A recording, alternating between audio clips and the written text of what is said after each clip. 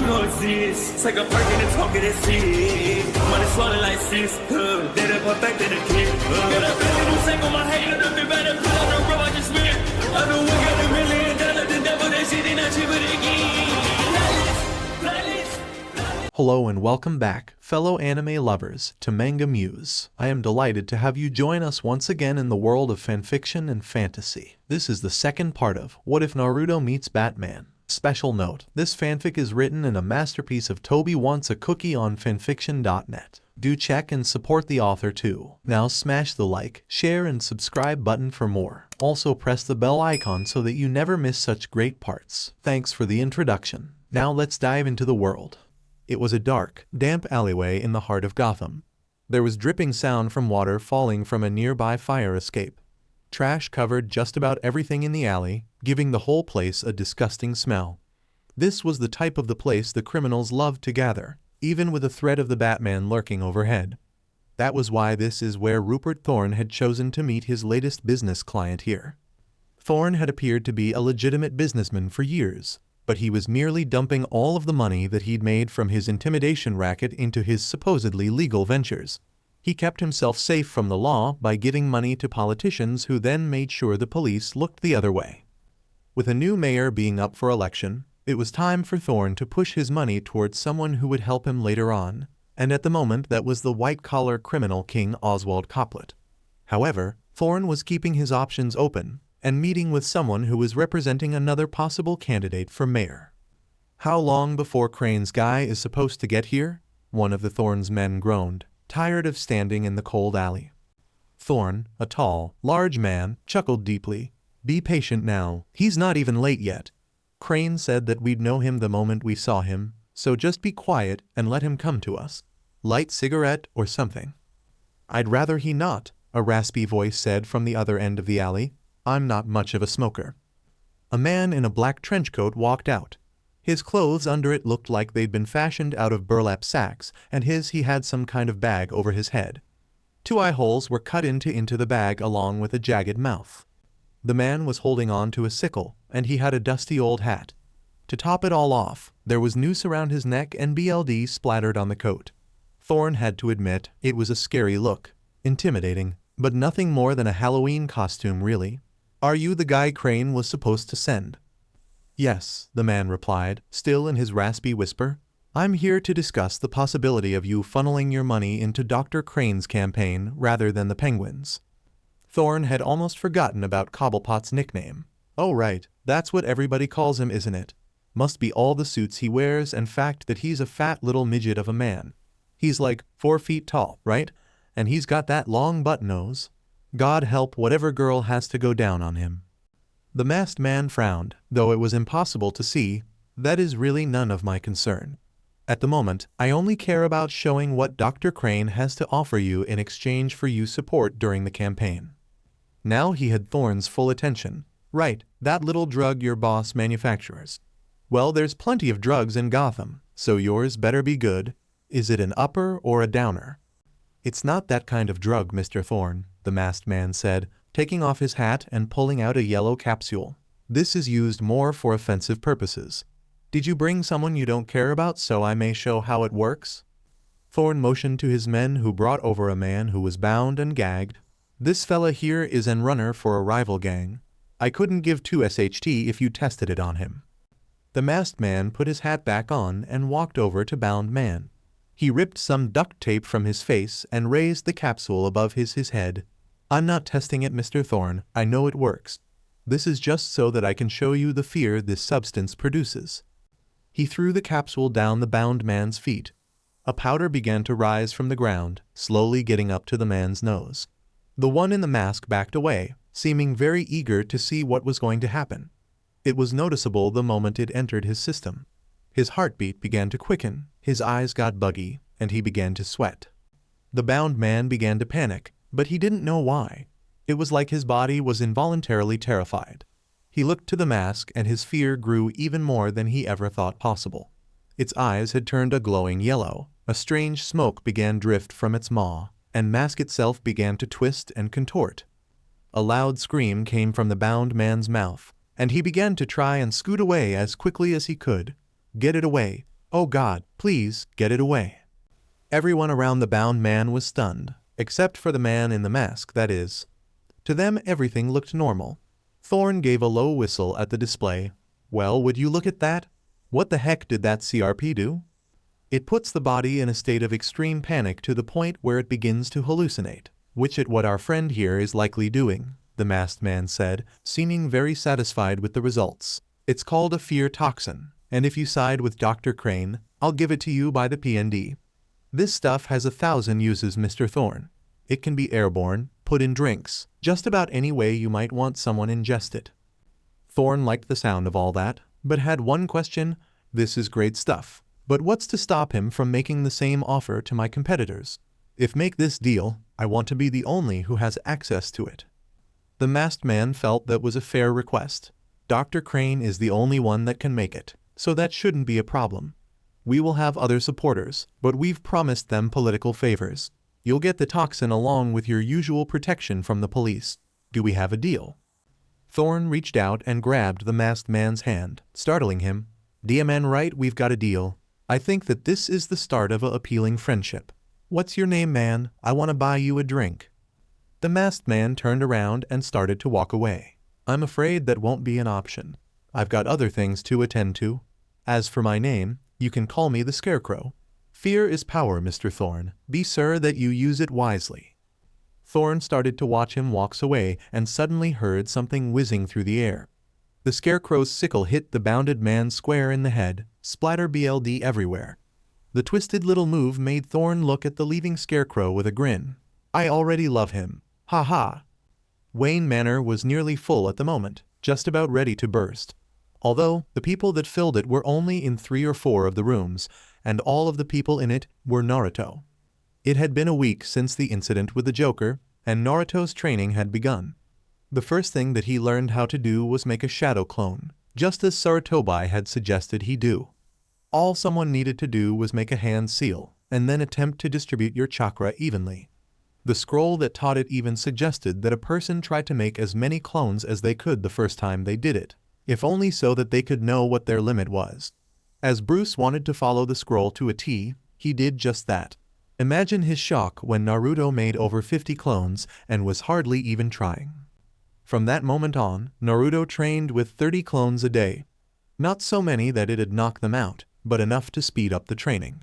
15 were with Alfred learning English, which was their main priority at the moment. 5 were taking general lessons so that Naruto could join the 2nd grade class at Gotham Academy in a few months, and 10 were training with Bruce to learn martial arts.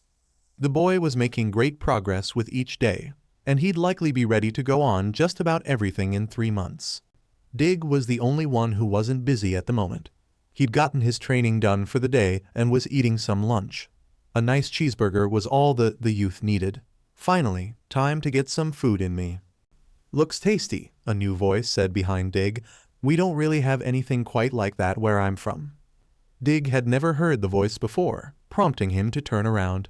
He found a tall man with long white hair, red robes, and a headband with a funny symbol on it. There was a scroll on his back too. The man had spoken Japanese, so it was a good thing Dig still had his translator on. That's neat. Did Alfred let you in? Are you here to help with Naruto or something?" "No, actually, I kind of snuck in here," the men responded, looking around the massive house. Dig tensed at this, nervous that this might be a new villain coming to Gotham. "You broke into our house? Wait, how the hell can you understand me? You don't have an earpiece in."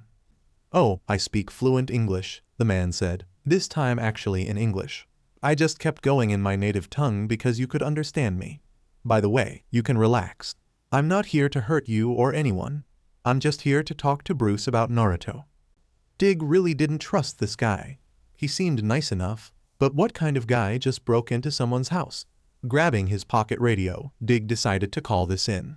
"Hey Bruce, can you come up here for a bit? We've got a guest up here that you really need to come meet." Jiraiya looked at him as if found of Dig was doing amusing.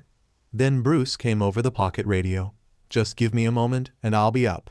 Hold tight, Dig." "You know, you're not a very trusting person," Jiraiya said, still enjoying screwing with the boy. Dig had a strange urge to smack the man across the face. The problem was, he still didn't know how dangerous the guy was yet. I live in Gotham, buddy. When someone in a funny costume breaks into your house, you assume they've got bad intentions. Bruce walked into the room. Naruto was right behind him. He looked dead tired, having trained with 10 clones and all. It was clear he needed a break. Naruto, go get yourself a glass of water. I've got a guest that I need to attend to. Okay, Dad, we had a good session though, right? Naruto asked, wanting desperately to please him. Bruce ruffled his hair reassuringly. It was a great session, now go get something to drink. Naruto ran off, Jiraiya giving him a sad glance as he did. He really calls you Dad, huh? That's great, really great. Bruce could tell that there was a sadness to Jiraiya's tone, which made him curious. I don't believe that we've met. I'm Bruce Wayne, the owner of this place and these guys' father. How can I help you, mister? Jiraiya shook himself out of it and shook Bruce's hand. Just call me Jiraiya. I'm from the Hidden Leaf, one of their most powerful ninjas actually. Sorry about scaring your son here, I'm just used to walking around wherever I want. Where I'm from, if someone like me pops into your house, you just kinda go with it. Well, here, it's frowned upon, Bruce said, a little irritation in his voice. Now, as I asked you before, what can I do for you? Jiraiya could see this had turned hostile. It seems we've gotten off on the wrong foot, and that's almost entirely my fault. Can we go somewhere private and talk, please? There's a lot to explain. Fine, follow me into the living room, Bruce replied hesitantly. Naruto, just relax for now. Maybe let Dig make you some lunch if he's up to it. Jiraiya breathed a little easier as Bruce led to the living room, Naruto asking Dig for something to eat all the while. Something in Bruce's pocket started to make noise as they walked. The Dark Knight pulled it out of his pocket and groaned. For the love of God, stop calling me. I'm not gonna fund you, you psycho. Jiraiya found that little action bizarre as he watched Bruce put his phone back in his pocket. Care to explain what that was about? Jonathan Crane, the head of our local insane asylum, is running for mayor and wants me to help fund him, Bruce said, his bitterness about it completely on display. Not that it matters to you. Now, for one last time, why are you here? Jiraiya looked at the ground, having a tough time keeping up his usually slick personality. The Hidden Leaf needed someone to make sure Naruto was adjusting well to his new home, and I offered to take the job. This visit is mostly so that I can make sure he's happy where he's at. Oh, well, why didn't you just say so? Bruce asked, as this made plenty of sense to him. There was no need to be so convoluted about it. Jiraiya had a strong time choking out the words he was about to say. Well, the reason I wanted to see Naruto in the first place is because I was supposed to be his godfather.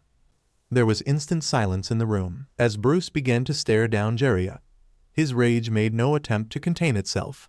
Hold on, are you saying that Naruto, a kid who was beaten day in and day out back in the Hidden Leaf, was supposed to have you as a guardian if his parents died? Jiraiya nodded. And you're also telling me that you didn't bother to fulfill your obligation, leaving Naruto to fend for himself. Jiraiya nodded again, but this time with shame. So what, Jiraiya, should I not punch square in the face right now? You have to believe that I wanted with all my heart to take Naruto, Jiraiya began desperately. But the council wouldn't let me. I'm on of the legendary Sannin, and that's a big deal where I'm from. I've got a massive spy ring that I'm the head of as well, which I wouldn't have time to handle if I adopted Naruto. I begged to get out of it, but... Bruce raised up his hand to stop him from talking. All right, I get it. You were backed into a corner. Did you at least try and do something him? Jiraiya pulled out a book and showed it to him. This a book of my financial records. If you could read it, you'd see that I've been sending him money since the day he turned 2. If I'd known more about the beatings, I would have hired him a bodyguard or something too. Well, I'm sorry for your troubles, Bruce said, honestly feeling sympathy for the man. If you don't mind me asking, how did you come to be the boy's godfather? Jiraiya wasn't about to open that can of worms. I trained his father, let's just leave it at that. It's safer if you have no idea about his heritage.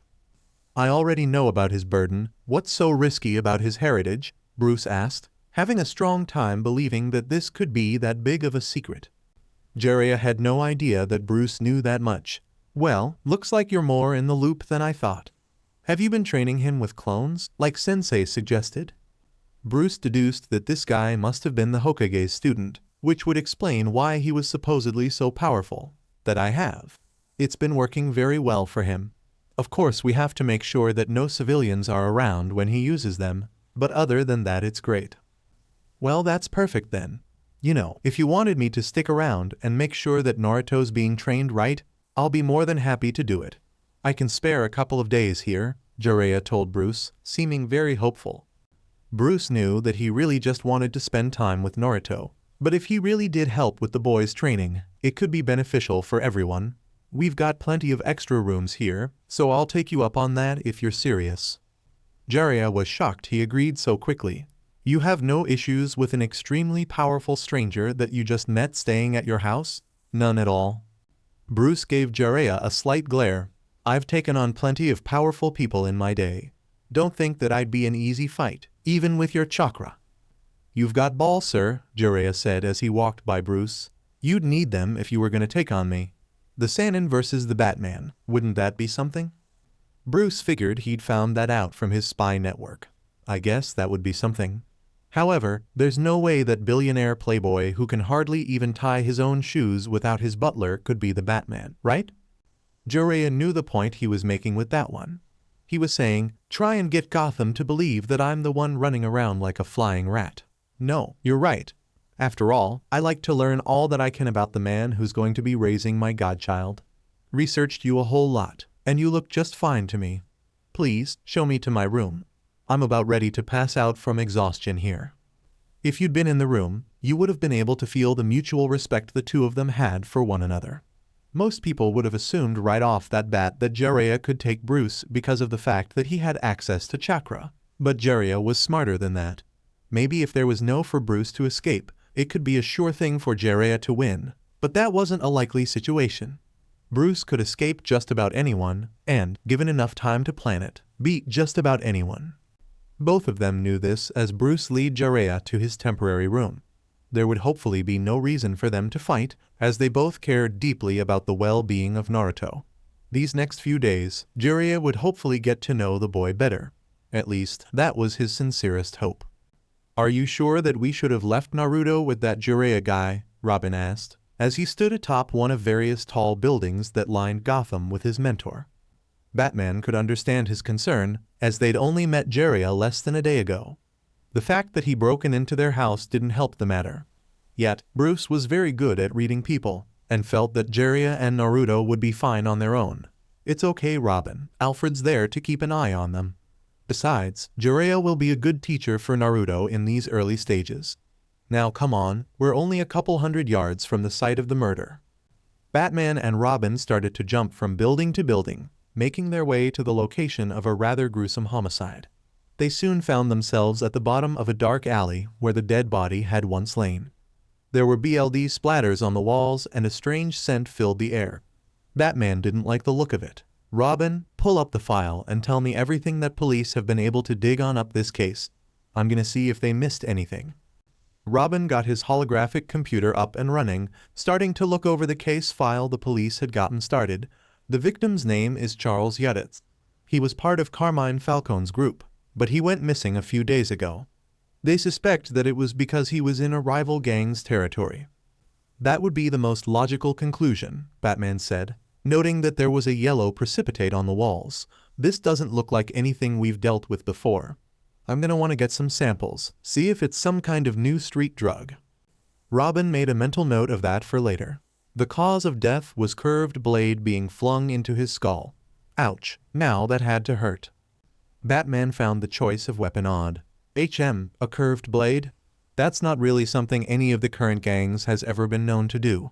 I'll have to keep that in mind.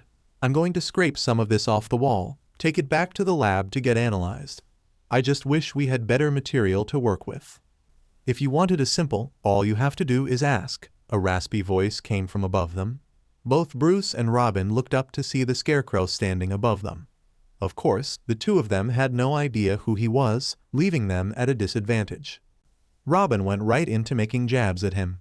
Looks like we've got a new bad guy in town. What's your name, new guy? Ragdoll seems pretty fitting. Try Scarecrow, little man, the dark man replied, and if you don't want to find out why, you should leave this place as soon as you can. There's nothing here that concerns you. Batman looked back him with his infamous glare. You do know who you're talking to, don't you? Ideal threats mean nothing to me and my partner. A few small pellets fell from the Scarecrow's sleeve. I'm not making threats. You may have been the MSTR of fear in Gotham up until now, but allow me to show you why I'll be the new king. Scarecrow threw the pellets down at Batman and Robin, allowing them to burst into a fog of yellow power. Both of them tried to cover their faces with their capes, but there was only so much that they could do. If they'd had time, they would have gotten their gas masks on. Batman had the quicker reaction of the two, which was only natural since he'd been training for so long. Robin didn't have quite enough time, and some of the powder went into his lungs. That was something that he was going to regret very much. Robin soon began to cough uncontrollably. This stuff is horrible. What the hell is it? You'll find out soon enough, the Scarecrow said, jumping in front of the vigilantes. You know, Batman, I wasn't trying to insult you early with the King of Fear remark. I admire you for use of fear. You understand as well as I do that it's fear that drives all of our actions in this world. Oh, and I'd keep an eye on your partner there. He doesn't have much longer before. Robin started to scream, horribly and with ear-piercing volume. Get away from me. You're not real. You can't be real. I watched you die. No one else could see it, but in Robin's mind 2 bloody figures were walking towards him. A man and a woman, both dressed in circus clothes, had Robin ready to pass out from fear. They both pointed out a bloody finger at him. Why, Dig? Why didn't you save us? Why did you let us fall? Why didn't you do something? Mom, Dad, I tried. I did everything I could to save you, I swear, Robin continued to scream, tears in his eyes. An aspersion of one's dead parents was not something you wanted to see. Batman looked at the boy, wonder in fear, and then looked at the Scarecrow. What did you do to him? The Scarecrow took a sickle out from his coat and spun it around in his hand. I introduced him to the miracle that is the fear toxin. It really is something special. I wouldn't get too close to him if I were you. That would just scare him even more. Batman could see the Robin was only getting worse, as his screaming had gotten louder and he'd backed up against a wall. The boy was DMN near catatonic. Scarecrow, if you don't give me the cure for this stuff right now. Cure?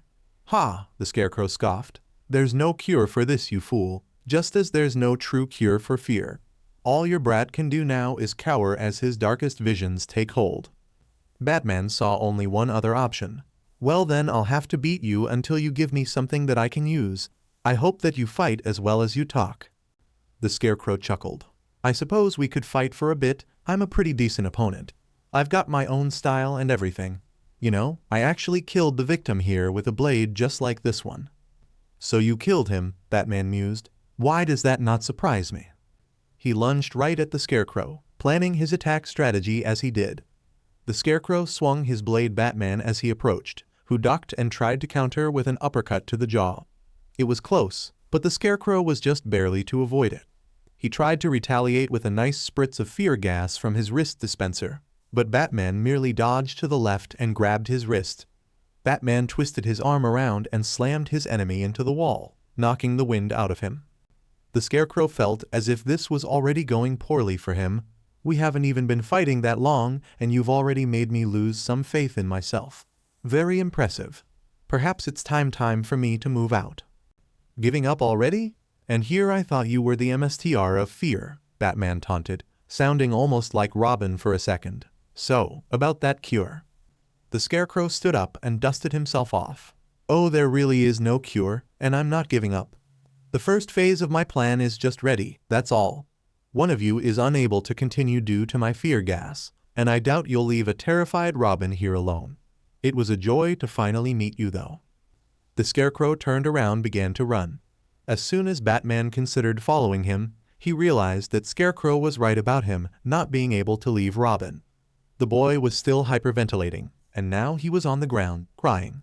He ran over to the boy and looked him over, but the only thing that he could say about him for sure was that he seemed scared. Well, at least there's more of this fear toxin around for me to work with, Batman said as he got his communicator out. Alfred, I need your help. We've got a new villain in town and Robin got hit by something chemical he manufactured. I need you to send somebody to pick him up and take back to the cave. I also want to send you a sample of the chemical so that you can try to synthesize an antidote. Alfred came back on the communicator. That may be an issue, Mr. Bruce. Batgirl is out of town and anyone else we can trust is otherwise disposed. You could send the Batmobile to pick him up if you like. Batman heard Robin scream again and knew that wasn't going to be an option. No, someone needs to watch him. I think that you should take the Batmobile and drive out here to get him. What about Naruto and Jiraiya? Alfred asked, as leaving them alone in the house was something they couldn't do. Batman had an easy for that one. Take them with you. Not like it'll really be any different from being with them at the mansion. I'm send you the coordinates now. Please get here fast. I need to track down the Scarecrow. How do you plan to do that, sir? Alfred wondered, sure that Batman did in fact have a way to do it. I got a tracker on his sleeve when I grabbed him, Batman said with a little pride. Now get over here. We don't have much time before Robin goes into cardiac arrested from the fear. Alfred, why won't you tell me what's going on? Naruto asked from the back seat of the Batmobile. Jiraiya was in the front seat passenger side, taking in his surroundings. 100 miles an hour. Really? How the heck do you make a big hunk of metal go this fast? I always thought these things were just myths. Alfred had a lot to explain, but luckily he didn't have to drive since the Batmobile did that itself. Naruto, I just don't want you to worry. Your brother got hit with some kind of chemical, and we need to pick him up and take him back to the cave. It's no big deal, it comes with the territory. Dig us in trouble, we have to get to him right now, Naruto yelled, scared for his brother's life. Jiraiya had been around long enough to know how to talk someone down. Naruto, I'm sure that this isn't the first time Robin's been in trouble like this. He'll be fine as soon as we get whatever chemical it is in him out of him. Alfred was liking this guy already. Well said, sir. Now quiet down everyone. We're here and we need to get Dig in the Batmobile as quickly as possible. They pulled up to the Ally and pulled the top back on the Batmobile, letting the cool night air hit them. Batman started to walk towards the Batmobile with a thrashing Robin in his arms. Keep the back set clear, he's gonna need a lot of room. Naruto jumped towards the front as his dad placed Robin in the back.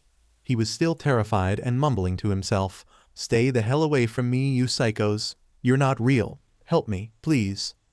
As scared as Robin was, Naruto seemed equally as scared for his brother. Dig, it's okay. I'm right here. He can't hear you, Naruto, Batman said as he backed away from the car and tossed Alfred a vial full of yellow powder.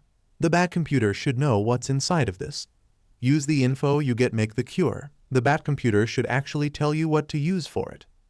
Alfred nodded thankfully as Batman noticed something strange. Jiraiya was getting out of the car. Not to be rude, but what in the hell do you think you're doing?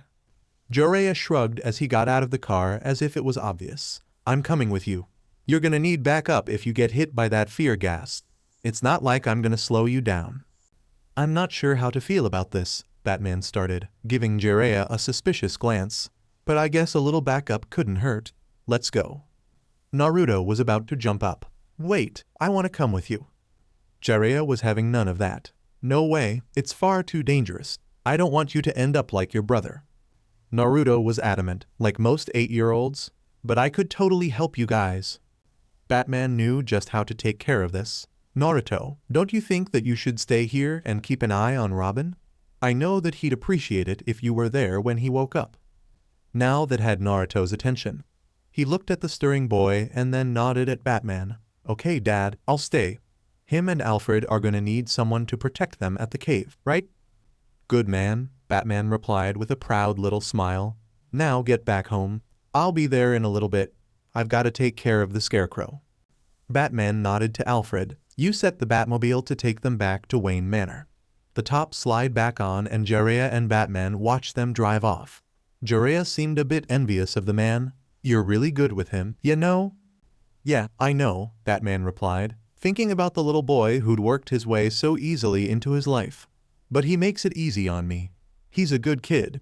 Once he's trained, he'll be a hell of a crime fighter too. Just a few more months and he'll be ready. Jiraiya only had one other thing to say. Just keep him safe and happy, and we'll have no issues. Now, let's go find this psycho son of a bitch. A typical criminal might rob a place like bank or store, someplace that you know has a lot of cash on hand. Universities had a lot of cash, But most of it wasn't just lying around in a vault somewhere. The only other option was to try and find items that were valuable and steal them so that you could sell them later on. And Gotham University had plenty of nice things to take. That was just what the Scarecrow's men intend to do. Take every single painting that you see. The sculptors too, those gotta be worth some cash, one of the men yelled. Scarecrow was in the center of the room, watching about a dozen people taking various things from the Gotham University library. They weren't technically his men, as he'd borrowed them from Rupert Thorne. All of them were nobodies that Throne couldn't care less if he lost. There were hundreds on his payroll. Men like these could be bought and sold as if they were nothing. "Hey Vinny, should we try and tear this gold SHT off the wall or what?" Another one of the men called, referring to light fixtures. You could almost hear Vinny rolling his eyes. "You know how much time that would take? Just get easy stuff. We can't stick around long. The bat is gonna catch up eventually." The man agreed, moving on to something that he could easily carry. A crystal vase on desk seemed just fine to him. Just as he was about to reach for it, something caught his sleeve and pulled his arm to the wall. It seemed to be some kind of fancy throwing knife, one that ended in a strange little hoop.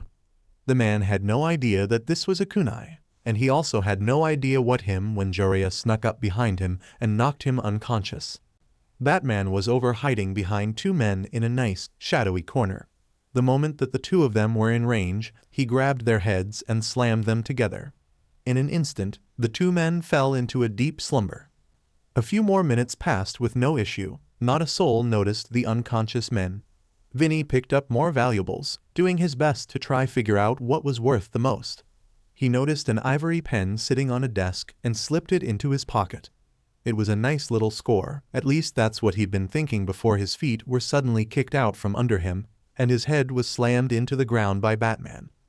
This finally caused enough noise to alert the other 8 men that Scarecrow had with him. All of them turned to face him, but Batman had already dropped his smoke bomb, making it impossible for them to see him. The few of them that had guns fired at the cloud of smoke, but it did them no good. The Dark Knight jumped over the cloud of smoke and descended upon the men, taking another 2 of them out by landing right on top of them. Only 2 men with guns were left now, and they were pointing them right at Batman, who was just standing there. "What, you ain't gonna try and run? Is the Batman so strong that even bullets don't scare?" One of the men taunted.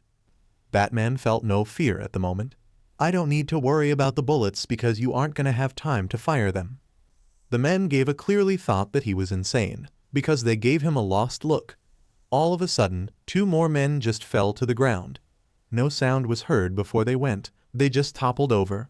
All of them turned around to see what happened, only to find an older white-haired man standing behind him. "Hi there, you're pointing your weapons at a friend of mine, and I'm gonna need you to stop that. If you don't, well." The men were shocked as Jiraiya appeared right in front of them, kicking one of them right in the face. He then turned to the 2 with guns and grabbed them both by the ankles, flinging them into a nearby bookshelf. There weren't many of them left at that point, but the ones that were left were running the hell out of there. First Batman, now this guy? No way in hell. Batman noticed that the Scarecrow seemed to be running as well, which he couldn't let happen. He pounced on the villain, forced him to the ground, being sure that he couldn't escape. "Not today, you madman. There's gonna be a nice comfy cell for you back at Arkham." "Wait, I'm not the Scarecrow. The guy just gave me his suit and told me act like I was in charge. I'm not him, I swear," the man screamed in a high-pitched voice. Batman could tell just by his voice, this wasn't the same guy. The suit SWCH must have been why the tracker lead them here. "Well then, where's the real Scarecrow? Where can I find him?" The man wanted to pretend like he didn't know, but wasn't stupid enough to do that with the Batman. "The guy who runs this place, the campus president or whatever. He stores a ton of unmarked cash in a vault he's got in the office. Only the boss and me knew about it. He went to go and get that. I never saw his face though, and he's probably long gone by now. That's all I know." "Thanks," Batman murmured bitterly, and knocked the man out. He was useless to him now. Well, this was a colossal waste of time. Jiraiya could see why he'd feel that way. A little bit, but at least you got some criminals off the street. A guy like the Scarecrow won't stay hidden for long. He's clearly got some kind of agenda. You just need to figure out what it is. "When you're right, Batman said, still a little upset. but I don't have to be happy about it. Let's get back to the cave. I want to make sure that Robin's alright. Oh, and Jiraiya, nice job back there. Thanks, you too, Jiraiya said, and with that they were off. Alfred had never been more grateful for the Batcomputer than he was right now. The miracle of a machine managed to create a formula for a cure in a mere 15 minutes, and Alfred had been able to make said cure in just 5. It turned out the toxin was made from a flower indigenous only to forests on the outskirts of Gotham. There was a few other things in it as well, but the flower, known as Flo's Matas, was the main ingredient. Once the cure was ready, Alfred put it into a syringe and injected it in the best vein that he could find on Dig. He'd stripped the boy of his costume and put him in simple street clothes. Hopefully this cure worked fast, or they were going to be in big trouble. Alfred, Dig is gonna be okay, right? Naruto asked, standing right beside his brother. Alfred knew that he needed to try and keep the boy calm. I'm sure that he will, Naruto. Just give the cure some time. It has to work ... it just has to. The minutes passed by like hours for the two of them. Dig just laid there, his trashing slowly starting to die down. After 6 agonized minutes, the boy finally shot up, gasping for air. Who? What? When? Naruto ran right to him and wrapped the boy in a hug. Dig, thank God you're okay. I thought that I lost you for a second there. Dig hugged him back, fear still filling his eyes. Holy CRP, that was awful. I've never felt anything like that. It was like a nightmare that just wasn't gonna end. Well, it's over now, Mr. Grayson. Just be thankful for that, Alfred said, grateful that the boy was going to be alright. More footsteps were heard as Bruce and Jiraiya entered the Batcave, glad to see that everything worked out. Alfred, make as much of that cure as you can. Make sure that if we ever get hit with the toxin again, we can counter it. Good idea, Jiraiya said, but added in, maybe make sure that you can mass produce it if you need to too. Never know if this Scarecrow guy might plan to use that stuff on the whole city. Naruto was happy to see them as well. Dad, Jiraiya, you're okay. Did you get that creepy guy? Bruce took off his mask and hung his head. Unfortunately, no. He managed to escape. I'm still not even sure what his end goal was, other than the money. You'll find out one day, Dad. You're like the best detective in the whole world, Naruto said, having faith in his father. Bruce went and sat down, but gave Naruto a small pat on the head first. I'm sure you're right. I just hope that it's not too late when I do. We all should get some rest. Naruto's gonna have to train with Jiraiya tomorrow. Dig, you've got tomorrow off. After tonight, you've earned it. Dig was too tired to even show his gratitude. He just waved and went off to bed. All of them had a very long night. A little sleep sounded pretty damn great right now. Dr. Jonathan Crane had many goals that he strived to complete in his life. He'd become a psychiatrist like he'd always dreamed, and he'd managed to get the prestigious post of the head of Arkham Asylum. However, he had yet to show the world the true power of fear. Fear was the force that drove all living things in the world, whether they liked to admit it or not. The fear of being alone forced people to get married. The fear of being broke forced people to get jobs. The fear of death forced people to look out for themselves.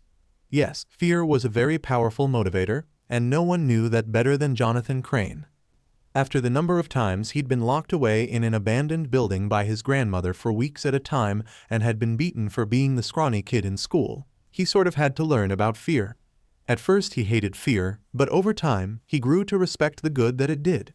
It kept people in line in this world, and Jonathan intended to use that to improve Gotham. However, he needed to be more than just a psychiatrist to do this. $250,000, huh? Now that's quite a pretty penny. I can't wait to see the good that you'll do me in my campaign, Crane said, looking down at the briefcase full of cash that he'd gotten from the university. That wasn't the only thing in the briefcase either.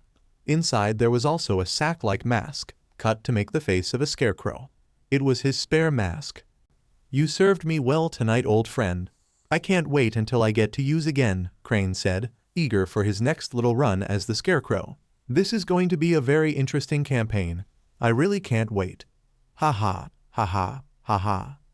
A month and a half had passed after the Scarecrow incident, and there had been no further action from the villain after that. He must have been trying to lay low after making such a big play at the university.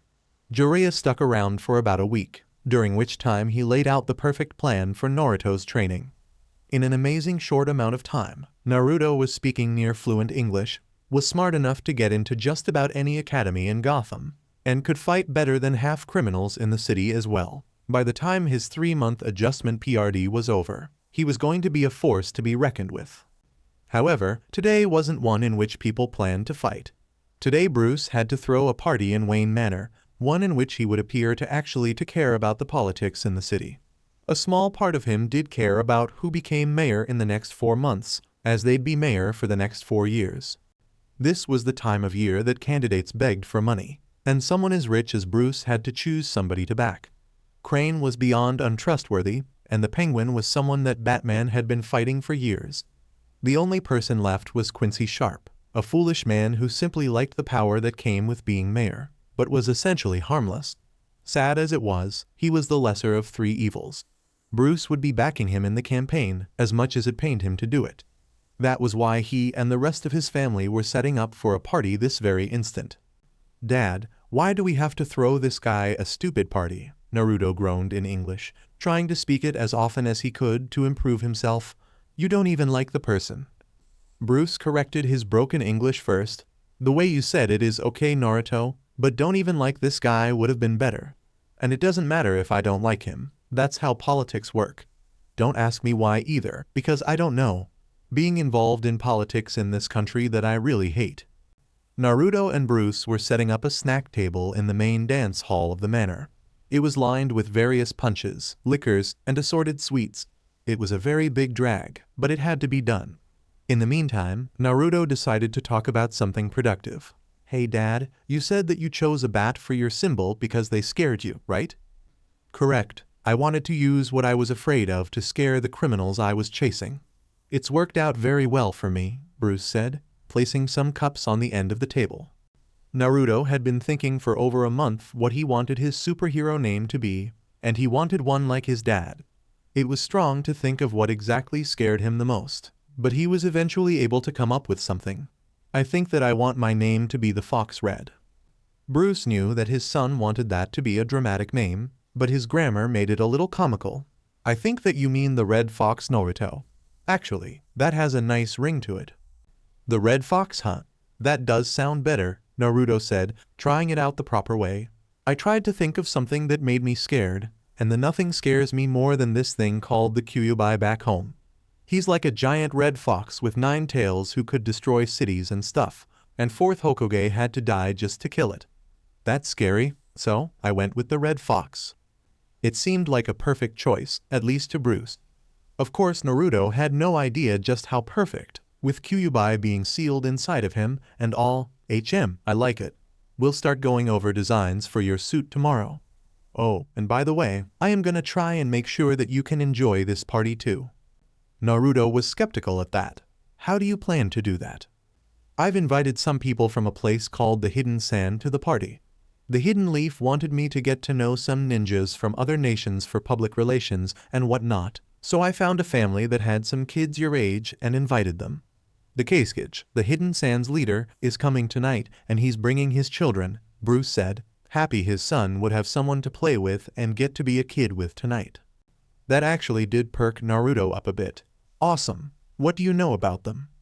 Bruce visibly tensed at this. "Well, Temari is 10 and is training to be a ninja like you. Kankuro is 9 and wants to learn how to use some kind of battle puppet things, and Gaara has a sort of burden inside of him. There's a creature that resides inside of him that gives him powers that he can't always control." "Is he going to be safe to come here then?" Naruto asked, a very legitimate question. That was something that Bruce had been worried about as well, but had a plan to take care of it. "As long as we don't scare him too much, it'll be fine. He's only a danger when he gets really scared." "So we shouldn't have the Scarecrow come then?" Naruto joked, trying to show that he was okay with the situation. Bruce rolled his eyes, but found the joke pretty funny. "No, but he's not invited, so that should be fine. Come on, let's see how Alfred and the others are doing. We've only got an hour before the party, and we still need to get dressed." In the Hidden Leaf, the normal attire for an important event was a dress kimono. Apparently in America, it was this thing called a tux. The moment that Naruto put on his first tux, He decided that it was an evil piece of clothing and wanted to rip it off of himself as soon as possible. Only his brother stopped him. "Oh, come on, Naruto, they're not that bad. They make the girls go crazy," Dig said, straightening Naruto's tie as they stood in his room. Naruto could have cared less about girls. Mate, I don't give a CRP about what girls think." Dig noticed that he went back to Japanese when he got angry. "It's just for a few hours, Naruto. You don't have to wear one that much, so just get yourself through this one, okay?"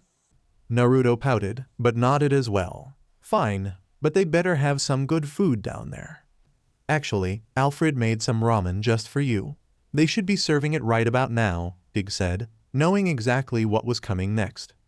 Naruto didn't even say a word, just zoomed down to the dining hall. Dig put on his own tux and then followed him down, only he actually walked there.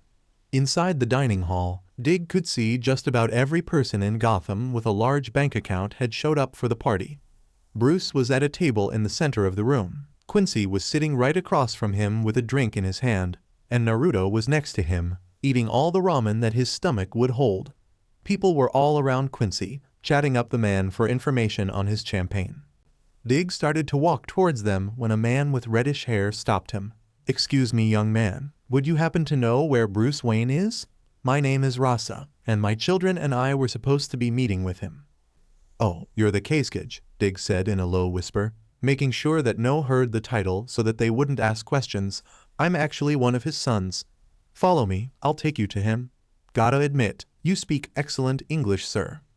They all walked behind Dig, the Kazekage feeling a little uncomfortable as they did. "I must say, going by my first name while I'm here feels bizarre.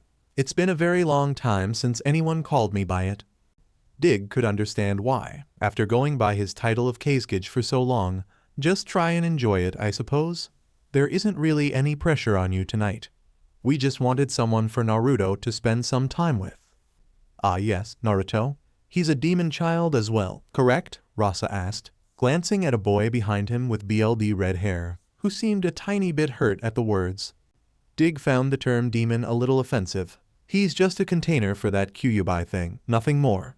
I'd ask that you not tell him about it, as Naruto still doesn't know about his burden." Rasa found it silly not to tell a weapon just how powerful it was, but didn't object. "As you wish. I hope you've got some strong alcohol here. I can't ever seem to get my assistants to bring my something decent to drink." Rasa went and sat down at table, quickly looking over the drinks that the party had to offer. He'd never even said a word to his kids, which was more than a little sad. Dig decided that it was time to introduce them to Naruto. "Hey Naruto, come over here for a second. I want to introduce you to some people." Naruto finished up his fourth bowl of ramen. Lord knew where the kid put it all, and walked over to his brother. He saw 3 kids standing behind him. One of them was a blonde girl with 4 ponytails in her hair who looked very interested in what was going on around her. The next was a boy with brown hair who looked a little annoyed to be at the party. Lastly, there was a little boy with red hair and strange tattoo on his forehead who looked incredibly nervous. There was no need for Naruto to ask who they were. "You're the kids from the Hidden Sand," Naruto said in his natural Japanese dialect. "It's really nice to meet you guys. My name is Naruto Uzumaki Wayne. What about you guys?" All 3 of them seemed scared to answer, but finally the blonde girl said, "I'm Temari, and these are my brothers, Kankuro and Gaara. Are you from a hidden village too?" Naruto was happy to answer the question. "I'm from the Hidden Leaf, but I moved to Gotham when my dad adopted me. I'm still totally gonna be an awesome ninja though." "Cool, I'm gonna be a ninja too, and I think that's what my brothers are planning to do as well," Temari said, starting to warm up to the boy. Kankuro seemed interested in Naruto too. "What kind of stuff have you learned to do?" "I can make shadow clones, but so far that's about it." "Well, I am working on one other thing right now, but haven't gotten to use it much," Naruto told him honestly, but Kankuro still seemed to find it interesting. Gaara still remained silent, which made everyone nervous. Naruto decided to break the tension, wanting to know about the boy who was closest to his age. "So Gaara, do you really plan on being a ninja too?" The other 2 siblings seemed interested in his response, as Gaara quietly said, "I want to be a ninja. I have lots of powers, and I want to learn how to control them." My uncle says that he'll help me if I really want to do it. Both Temari and Kankuro seemed relieved by the answer, although Naruto didn't know why. He was just happy to have the kid talking. Awesome. So, you guys want to go and get something to eat? We've got some really awesome food here and tons of stuff to drink. We can go and play in my room later if you want. All of them smiled and let Naruto lead them to the food table, Dig grinning the whole time. It was really nice to see him making some friend his own age.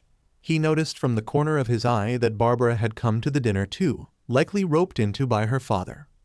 Commissioner Gordon was talking with his daughter, who was happily talking back. It wasn't often that they got to spend time together, so they enjoyed it whenever they could. Beside them was Ellen Yin, a detective of Asian descent who was the toughest woman in the precinct, and Harvey Bullock, a tall, stocky man who had redeemed himself after becoming a dirty cop. Dig knew them all, so he decided to walk over and say hello. Commissioner, Barbara, it's nice to see that both of you could make it out tonight. Nice to see you two detectives. Dig, I was hoping to run into you. How's Naruto adjusting? Barbara asked, making sure not to seem too chumming with Dig. Commissioner Gordon had heard about the whole adoption thing and was interested too. Oh, that's right, you just got a brother. How's he doing? Dig gave them a brief rundown of how Naruto had been doing, leaving out of course the parts about him eventually joining the Batman family. Everyone seemed very happy, especially Yin. That's wonderful. I'll have to meet this Naruto at some point. What about you, Bullock?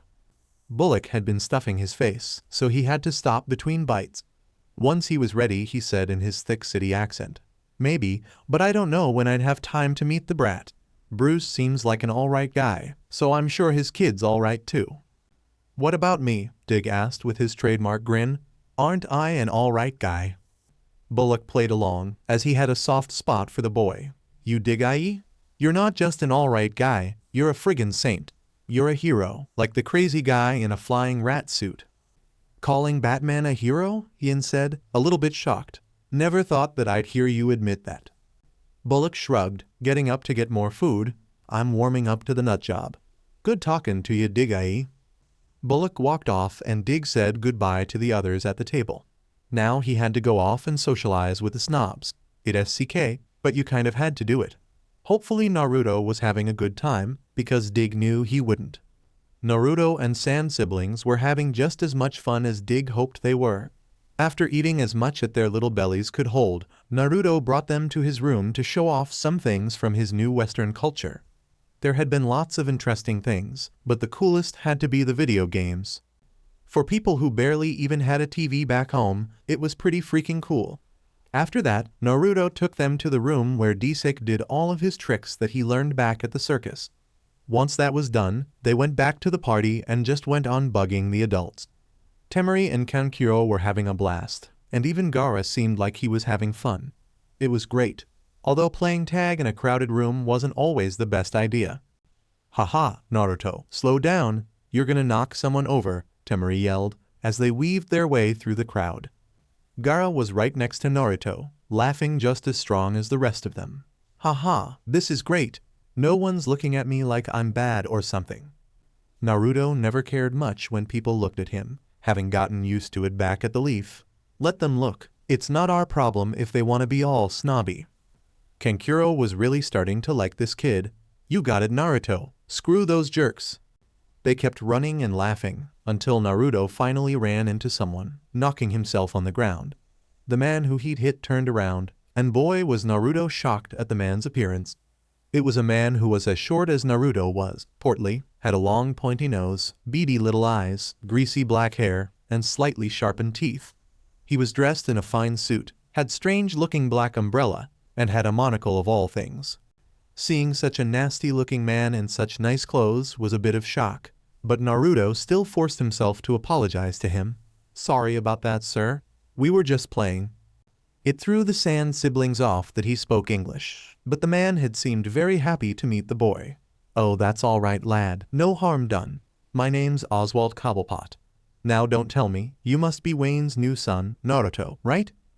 Yeah, that's me, Naruto said, noting his British Cockney accent. How do you know my dad? Cobblepot gave a terrifying smile at the boy. We used to be friends back in our younger days. I was hoping that Bruce would fund my campaign for mayor because of that, but I guess he had to stick to his bloody principles. Naruto could tell that he said that last part bitterly, and decided he wanted to get out of here. Well, I'm sure he wasn't trying to be mean. I'm gonna go play with my friends now. It was nice to meet you, I guess. Naruto around and ran away. Both he and the Sand siblings found the man to be incredibly creepy. Gaara in particular, and people in the Sand say I'm creepy. Kankuro was actually laughing. Dude, he looked like some kind of freaky penguin. Don't call people names Kankuro, even if they are fitting, Temari scolded, trying not to laugh. Once they were out of sight, Cobblepot began to scowl. He hated dealing with kids. They were annoying, sticky, and loud. Those three things did not mix well. The fact that Bruce Wayne had two of them was just even more of a reason to hate him. Walking away from the rest of the guests, Cobblepot began to look for what he'd come to this party for in the first place. He walked out of the dining hall and looked around until he found the garden of Wayne Manor. This was exactly what he wanted to see. Now, let's get this party really started. Cobblepot quickly found a sewer grate tucked away in the corner of the garden. It was clearly meant to guide all of the Waynes' used water to city's waste disposal system. The manor was massive, so Wayne's had more elaborate pipes, hence the grate. Bruce had been smart enough to make it steel-plated and keypad locked so that no one could use it to sneak in. A cute little lock, but let's see how it handles this, Cobblepot said, putting his umbrella over the lock. Once he was sure he wasn't in the direct line of sight of any video cameras, he twisted the umbrella, causing its head to pop off. A strange acid poured from the umbrella and onto the keypad, hissing as it did so. Clinking metal was heard as acid worked, and finally loud clunk was heard. The grate popped open, finishing up Cobblepot's part of the plan.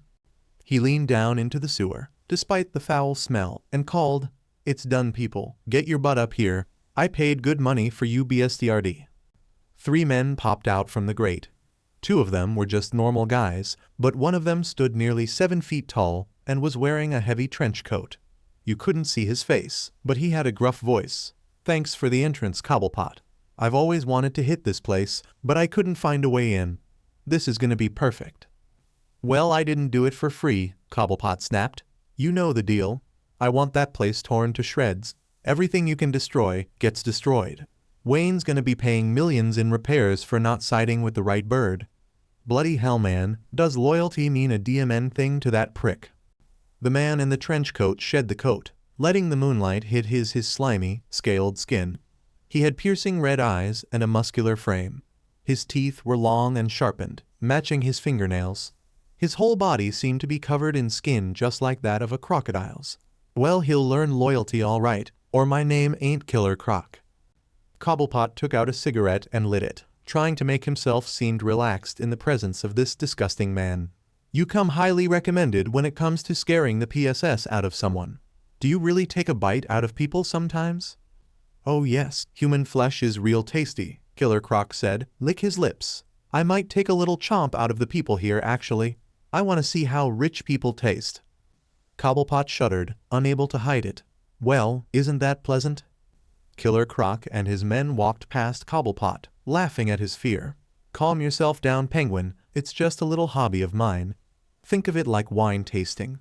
I don't take enough to empty the bottle, just enough to get a little bit of the flavor." Cobblepot just shook his head, partially at his horrible nickname. Of all the villain names to get, he had to get that one.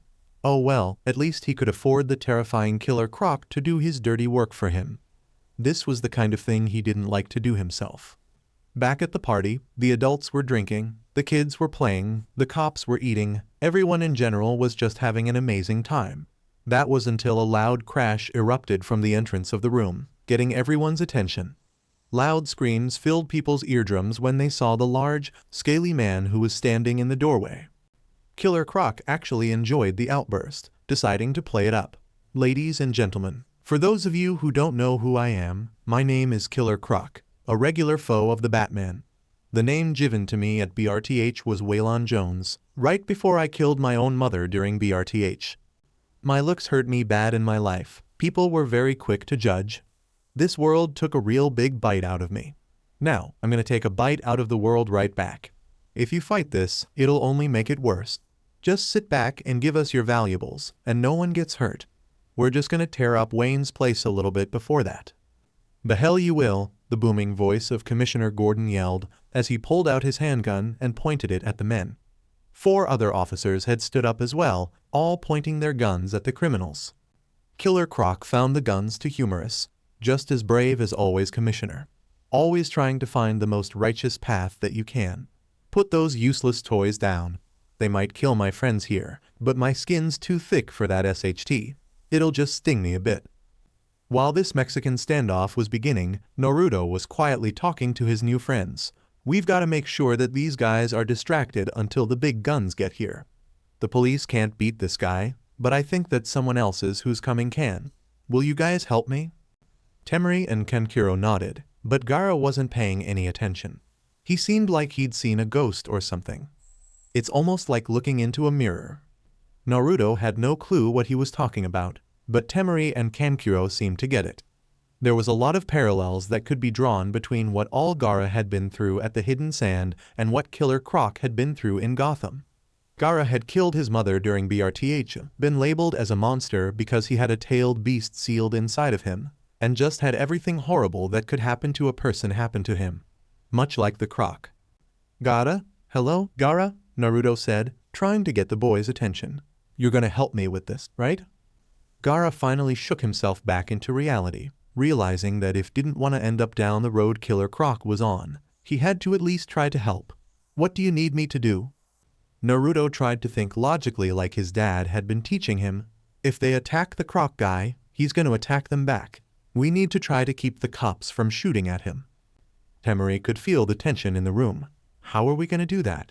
Sooner or later that Croc thing is going to attack, and then they'll use those gun things on him. Unless Croc thinks that it's too strong to attack, Naruto said, getting an idea. "I'll be right back. I'm going to try out a new trick that I just learned." Kankuro watched him run off, a little frustrated. What the heck? He asks for our help and then runs away.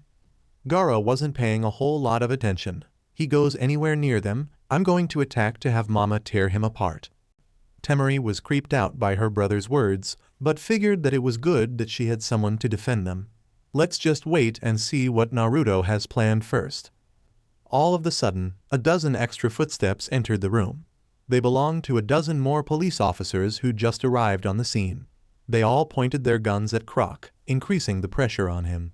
Gordon had no idea where they'd come from, but he was happy to have them. "What do you say now, Croc? I don't think even you could take 17 clips worth of bullets being emptied into you." Killer Croc had to admit, it would at least hurt like hell to get hit that strong, and Batman was still more than likely going to show up. What was he to do now? Well, this situation just got a little stickier, didn't it? Bruce and Dig watched the situation unfold, rather confused. Dig puzzled. Wait a minute, we didn't invite that many cops to this place. "They're not cops," Bruce said, figuring out what was going on. "I think that Naruto is trying to give you and I a distraction to get ourselves a little better dressed. Let's go, we're not gonna waste it." It hit Dig that they'd just finished teaching Naruto the transformation jutsu, which let him change his appearance to look like just about anyone. He must have made the clones and changed them into cops to make Killer Croc a little more nervous. This was indeed the time for them to go and get ready for a fight. Croc was a tough person to fight, as he was about twice as strong as a normal man, and had teeth and nails as sharp as knives. They were just hoping that Croc wouldn't cause too much damage before they got him out. Being the bright girl that she was, and having seen the transformation technique before, Temari soon figured out what was going on. Good plan, but how is he making that many clones? Before she could get an answer, something occurred to Killer Croc. Wait a second. How did this many cops get here so fast? If they'd already been here, they would have stood up the first time you pigs did. You're not trying to pull a fast one on all Killer Croc, now are ya? It was then that Gordon realized that only 5 cops had even been invited, so he had no idea who these other guys were. Yet, he had to act calm. "Look, scumbag." "Got ya," Killer Croc muttered, as he saw the fear forming in Gordon's eyes. He charged at the man, causing the 5 real officers to fire.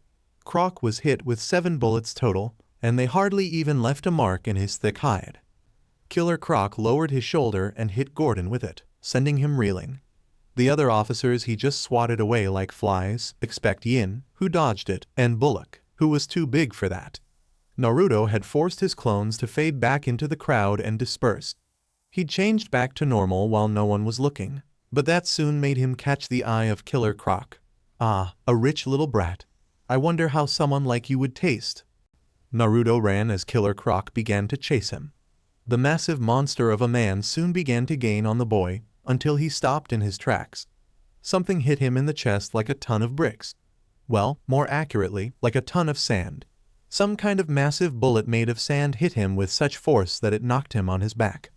Everyone stared in awe, unaware the Gaara had just tapped into the power to control sand that was given to him by the demonic tanuki sealed inside of him. Son of a beach, that hurt, Croc yelled, noticing the sand slowly pulling away from him. He had no idea what was going here. It only got worse for the man as a voice came from the ceiling. Too bad for you, it's about to get much more painful. Batman and Robin dropped down right in front of the human crocodile. Killer Croc jumped back up, very unhappy, as if things couldn't get any worse with you. What, are you controlling sand now or something?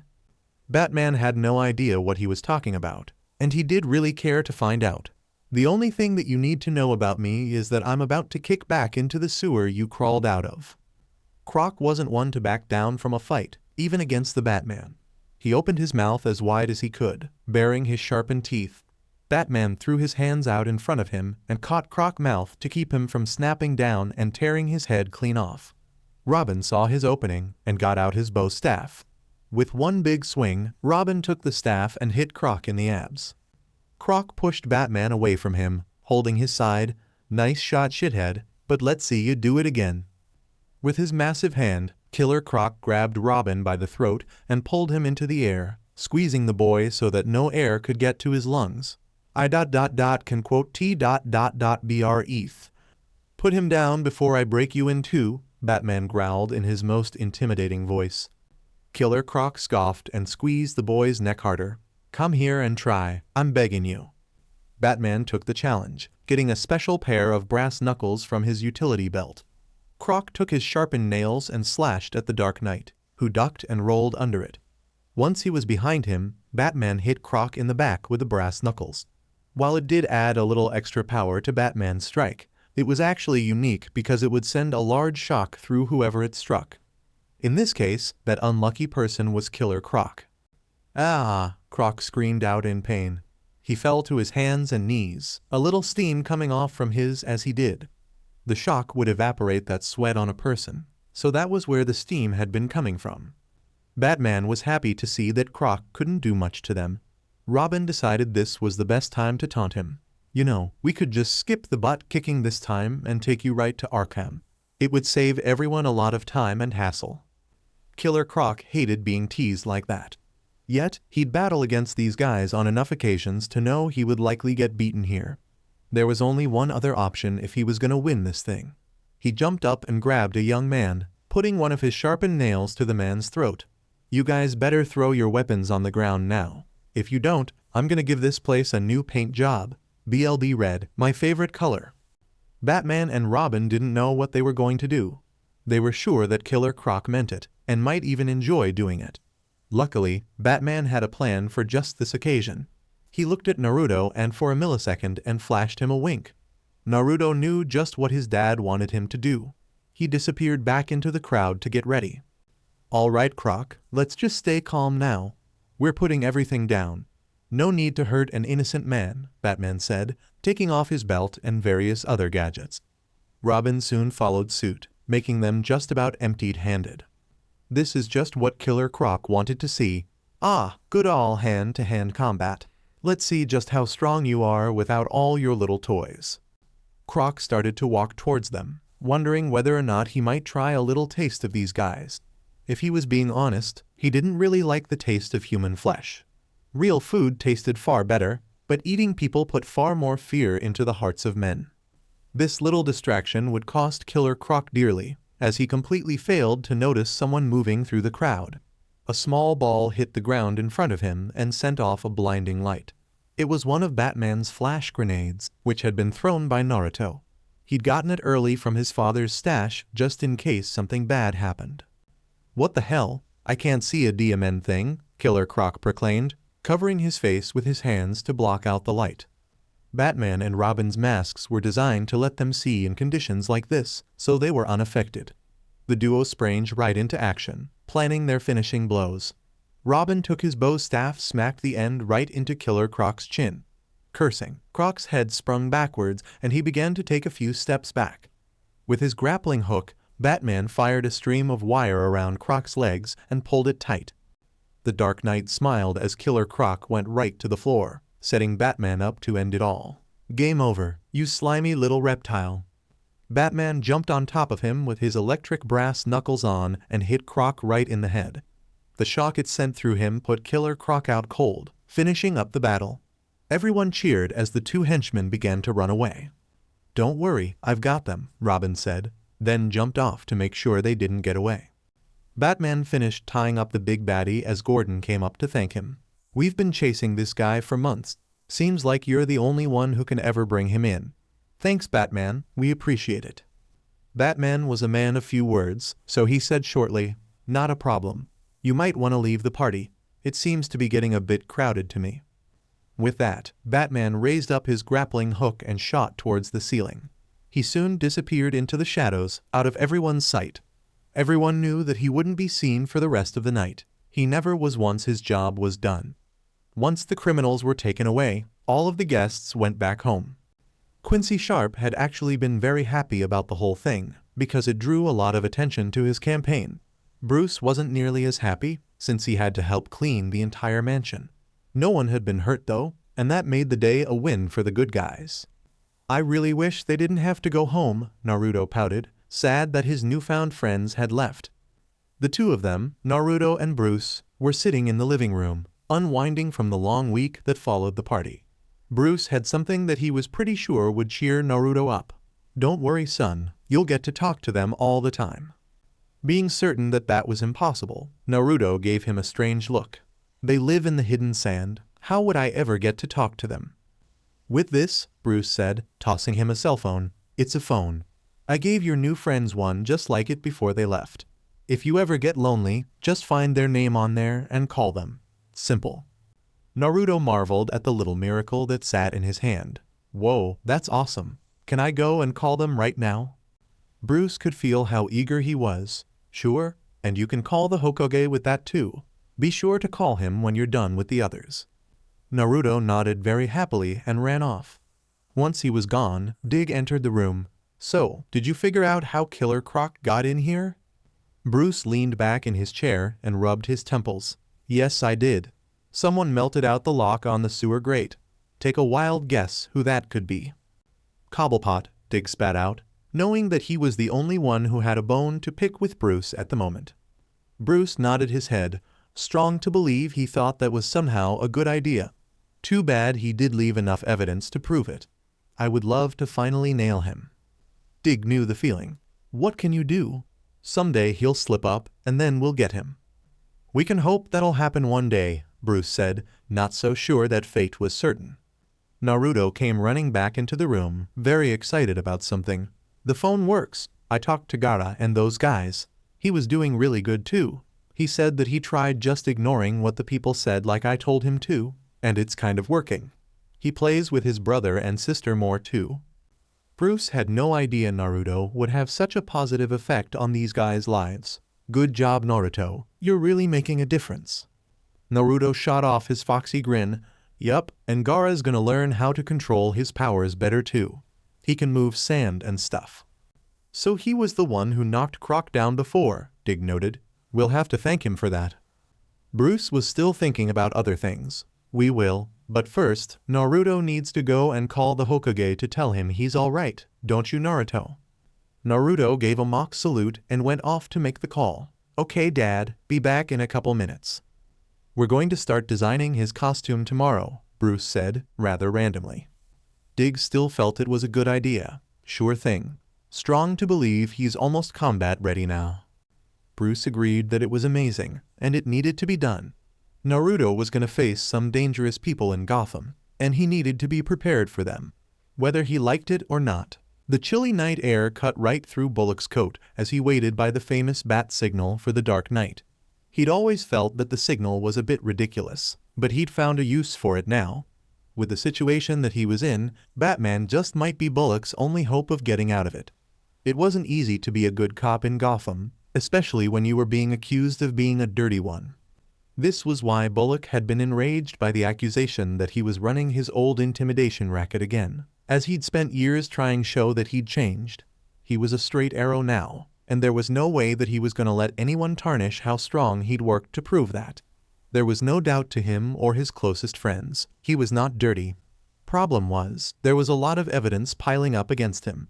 Half a dozen shop owners in Gotham were claiming that he was forcing them to give him money in exchange for protection. Even worse, they had tapes to back it up. Bullock had no idea how this was possible, since he'd never been in a single one of the shops. He'd gotten lucky though, as he had an alibi for the time that the first 2 tapes were taken. That was enough to force the matter to be looked into further while Bullock was on administrative leave. Basically, he had a week to find some way to prove that he was innocent. While there was no way for him to do that, he knew of someone that just might be able to do it for him. "You rang," a deep voice boomed behind Bullock. He nearly jumped out of his skin as he turned around to see that it was just the Batman along with Robin and someone that he didn't recognize.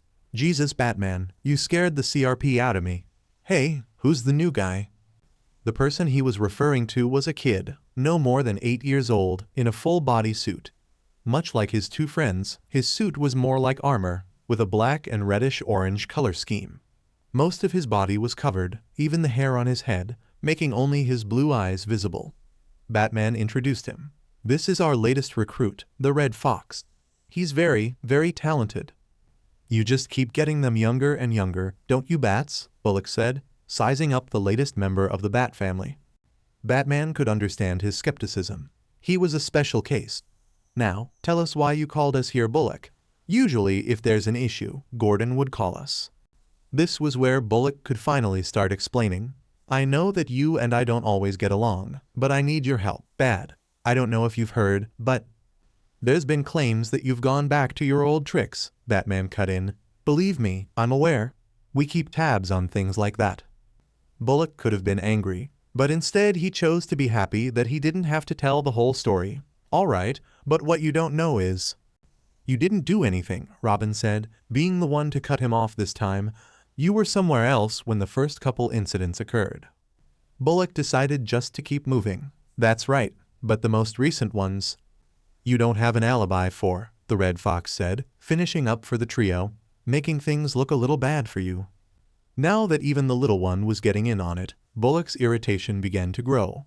"Nice to know that my private life isn't the least bit private. Ah, screw it.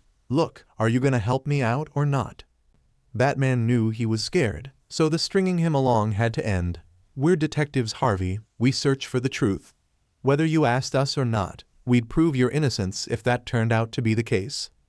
"Oh, holy SHT, thank you," Bullock cried in relief. "You won't regret it, Batman, I swear. I'm gonna owe you big time for this one." Robin put the man's mind at ease. "You don't owe us anything. Staying clean after being a dirty for so long is more than we could ever ask." Bullock tried not to puff his chest out too much. "Well, you've been good for the city. I guess I'm just trying to do the same. Now, I think that you guys ought to start with."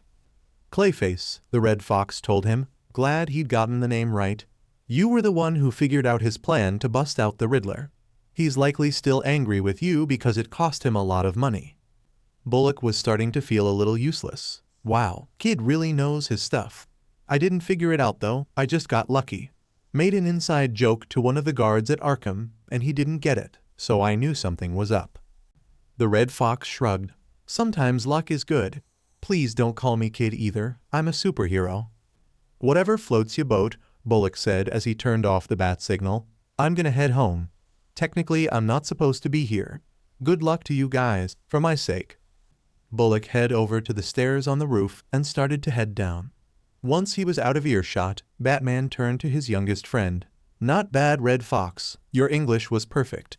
Good to see that you read the case file like I asked you to." The Red Fox, better known by most as Naruto, took the compliment with pride. "Thanks, Batman." Robin patted the boy's head. Nice job, but something just occurred to me. Isn't Clayface still locked up in Arkham? It's Arkham Asylum, and he's got the record for the third most escapes.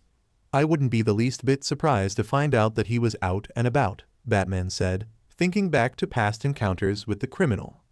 The blue-eyed boy stared at the others for a moment. Who is Clayface exactly? I know that he can change shape or something, but how is he able to do that? That's when Batman remembered that Naruto had barely any of the story. His real name is Basil Carlo, and he used to be an actor before a horrible accident destroyed his face. The movie that he was most famous for was a horror movie called The Terror. It was actually all about a monster named Clayface. Carlo got angry when he found out they were remaking it without him as the lead. There was too much damage done to his face, so he couldn't star in the movie. They kept him on as a producer, but that wasn't enough for him. He started using this illegal face medicine that was supposed to fix a person's scars so that he could star in the movie. There were some horrible side effects and his face started to melt. Being the idiot that he was, he thought that injecting himself with more of the medicine was a good idea. Wait, did the medicine melt his whole body? The Red Fox asked, starting to feel like he was actually in a horror movie. Robin wanted to get in on this. It sort of did. After paying for the smartest people that money could buy, Carlo was able to turn himself into that freaky Clayface thing that we know today. His ability to change forms has gotten him out of Arkham more than once, and he's got super strength to boot. He's one of the most dangerous villains in our rogues gallery. This guy sounds weirder than some of the people in the Hidden Leaf, the Red Fox mused. It was sort of the truth, as pretty much everyone there was a solid person. They all agreed and left to finish their patrols for the night. As soon as they were done, they'd start their research on Bullock's case, just as they'd promised. All three of them were certain of his innocence, so clearing his name was going to be a pleasure. So, what do you guys think we should look into first? Bruce asked as he sat down at the Batcomputer. Naruto ran right up to him, plenty of ideas in mind. If we think that it's Clayface, we should figure out how he escaped. If we could prove he's free, that would make it really easy to show that the Bullock guy is innocent. Alfred had just arrived on the scene. Ah, so it's our ex-actor friend causing Mr. Bullock trouble, is it? Dig began to type something into the computer as they were talking. Looks that way. I'm connecting to Arkham's database right now to see if there was any time that he could have escaped. You know that I could do that myself, Bruce muttered as Dig kept working. Alfred saw an opening when Bruce said that. Actually, MSTR Bruce, there's a red-haired visitor upstairs that you need to attend to. Bruce heard red hair and his mind instantly went to Barbara. So Babs is here, just send her down. Maybe she could help us. While Miss Gordon is present, I was actually referring to a Miss May Terami. I believe that she's a ninja from one of the hidden village, but I'm not certain. Why don't we leave MSTR Grayson down here to attend to his while we head upstairs to see the woman? Bruce knew better than to keep a stranger waiting. Fine, just give me a second to get the whole Playboy facade going. If she's the least bit attractive, I'll have to hit on her. Gotta keep up appearances and all that. Alfred chuckled softly, as if he knew something that they didn't. You'll need your game for this one, sir. She got even this old heart racing. Bruce straightened up his clothes and started to walk towards the stairs. Well, let's go and see her then. Come on, Naruto, this could be fun. May Terami was one of the most appealing women in the world. She had long red hair, smooth skin, full lips, piercing green eyes, legs that went on for miles, and curves that were the envy of any woman. Barbara was a little jealous of her actually, as she sat next to her at the kitchen table. Don't take this wrong way, May, but man, you're absolutely appealing. May gigged, but not in a stuck-up way. She honestly found it funny. You're not the first woman to tell me that, and you won't be the last. I attract a lot of attention back home. You're a very pretty girl yourself, though. Must be the red hair, right? This time, it was Barbara who giggled. Must be. So where are you from exactly? Oh, I'm from the village in the great ninja nations called the Hidden Mist. The people I work with needed someone to speak with Bruce, and I was the only one we had who spoke English. Barbara took a sip of her coffee and nodded. That makes sense. Seems like more of you guys from there speak English than I would have figured. May shrugged, sipping on her own coffee. Not really, there's only like 30 people in the whole country who speak it. Only a couple hundred people even know America exists. Well, they couldn't have sent a more appealing woman to come to America, I'll tell you that much, Bruce said, finally entering the room. Naruto and Alfred were right behind him. May saw Bruce and she had to admit, he wasn't bad looking. Well, thank you. You must be just as charming as they said that you were. Oh, and this is the little ninja you adopted. Aren't you just a cutie? May got up to shake Bruce's hand, then leaned down to tickle Naruto's whisker marks. It wasn't long before Naruto started fussing. Haha, stop it. Why do girls always do that? Everyone laughed at his ticklish nature, particularly Barbara. Those things are just irresistible, aren't they? So you girls keep telling him, Bruce began. So Miss Terumi, did you say that the Hidden Mists government sent you? May stopped tickling Naruto and turned to Bruce. Now I never said anything about the Mists government. It's sort of the opposite really. Bruce raised an eyebrow. What do you mean? May suddenly got very serious and proper. I've heard rumors that you're incredibly wealthy man. Your house more or less proved that. What I'm here for is to request funding for a rebellion that has begun to form in the Hidden Mist. We want to overthrow our government, and we need your help to do it. You could have heard a pin drop in the kitchen the moment after May said that. Even Naruto, who wasn't fully able to understand what was going on due to his age, knew this must have been something big. Alfred was hardly able to stutter out. Overthrow your government? Why in heaven's name would want to do something like that? What's got the people where you're from riled up? May looked down at the floor and sighed. It's a very long story, and one I'd rather not tell in front of someone so young. Bruce, may you and I speak alone about this matter? Bruce couldn't bring himself to say no. I suppose I could make some time for you, but I must warn you, I'm a very busy man. I'm not sure just how much time that I can give you. Once you hear my story, you'll make time, May said confidently, then began to walk into the other room. The excited voice of Dig Grayson stopped her. Hey guys, I think I've got something. Holy CRP, who is she? May laughed internally at the boy's reaction. I'm May Terumi, a friend of you father's. You must be the last one that Barbara was telling me about, Dig. I'm sure that we'll have time to meet properly later. Bruce, please come with me. May walked off, leaving a stunned Dig behind. Bruce, you really do have all the luck when it comes to pretty girls. I suppose that I do, Bruce said with a fake arrogance. Go and show the others what you found. I'll catch up later. You, Naruto, and Barbara should be able to hold down the fort until I'm done. The three younger crime fighters nodded and headed to the cave to get started. Alfred decided that he would go with them to make sure things didn't get out of hand. That left Bruce to go and handle May, an appealing ninja with red hair and livewire personality. God help me.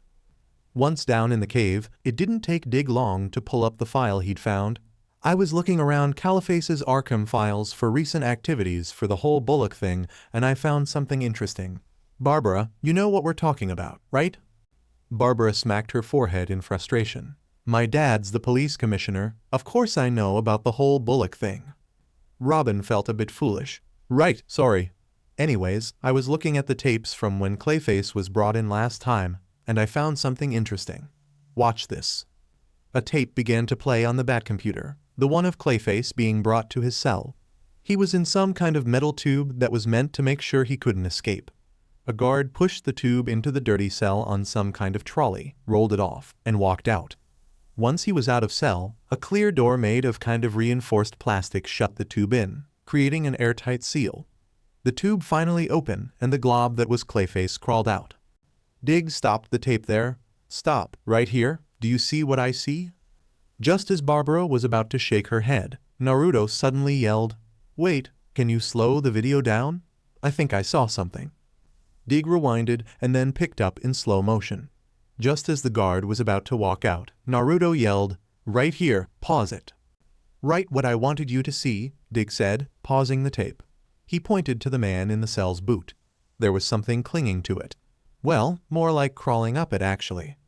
Naruto knew that nothing moved like that. Is that like a piece of Clayface or something? Alfred thought so. Seems that way. Easy to see how someone could have missed it, since his boot is the same brownish color as Clayface's body. Good eye Robin, Naruto. But how did any of him get out of that tube thing? It was locked up tight, Barbara pondered. Not sure if she bought into this yet? Dig actually scoffed. We're talking about Arkham here. How strong would it have been to have guard paid off to make sure the cap was loose? Barbara had more to say. Okay, but why bother with all the secrecy? Why not just bust right the hell out? Because he wanted to pin it on Bullock, right? Naruto tried, really wanting to contribute something to the conversation too. Dig realized instantly that he was right. Of course, Naruto, you're a genius. Barbara realized what the boy meant. You're saying that if they knew Clayface was out, they would have figured out that Bullock might be innocent. That's why he got so careful after the first couple robberies, Alfred said, putting the pieces together as well. He wanted to be sure Bullock got the rap. I don't get it though. Why go through all this for revenge? It's really not Clayface's style. Naruto was wondering something else entirely. How can that little bit of clay turn into a guy as big as Bullock? Dig recalled his past experiences with Clayface. He can store parts of body off in other places and then reconnect with them later. Don't ask me how he does it. We've been trying to figure out the extent of that guy's powers for years, and we've gotten nowhere. Extent? Naruto repeated. I haven't learned that word yet. Though he'd gotten far, Alfred still had a few words to teach Naruto. It's like his limit, sort of. An alarm started to go off on one of the screens, prompting them all to look up at it. There was a man on it, Harvey Bullock to be exact, and he was standing in front of store owner. Dig seemed to be expecting it. The police told any shop owners who see Bullock to give them a call. I set it up so that we'd know about any of those calls. This tape was taken a few minutes ago at grocery store not far from here. Well, let's go then, Naruto yelled excitedly. We need to go and stop this Clayface guy so we can prove Bullock is innocent. Alfred didn't like the idea of him running off to fight with a dangerous villain. Naruto, why don't you just let the others handle this one? After all, we're still not even sure why Clayface is desperate for revenge. There could be more to this than we think. Naruto was going to go whether Alfred liked it or not. No way, I've been working really strong, and I can totally help you guys. I'm not as good as the others yet, but I can still do some stuff to hurt him. Alfred wanted to object again, but Dig wouldn't let him. How's he ever gonna learn if we don't let him go out in the field? As long as he does what we tell him to, it'll be fine. Gotta go with Dig on this one, Barbara agreed, wanting to see what Naruto could do. It'll be a good indication of where he's at. Go get Bruce and tell him we're leaving. Naruto can ride with Dig on his bike, and I'll follow behind him on mine. Bruce will catch up, I'm sure. Dig grabbed his suit and some extra supplies, Naruto not far behind him. Wait, we're taking bikes there. Won't that take a long time? Dig laughed and slapped Naruto's back. Brother, you are thinking of the wrong kind of bike. Just wait till you see it. Bruce had lived in Gotham for a long time and heard some relatively disgusting stories while he'd been there. Yet, this woman's tale made his stomach churn with disgust that he hadn't felt in years. Wait, you're telling me your village officials are hunting down and killing everyone who has these genetic mutations in their chakra? Everyone who has a bloodline, or mutation as you put, yes, May confirmed for him. Our leader is a young man by the name of Yagura. I won't go into the complicated situation of how he came to power, but I will tell you that he's gone mad and fully intends to commit this genocide of his. Bruce leaned back into his chair. Mother of God, sounds like you guys had your own version of the Holocaust or something.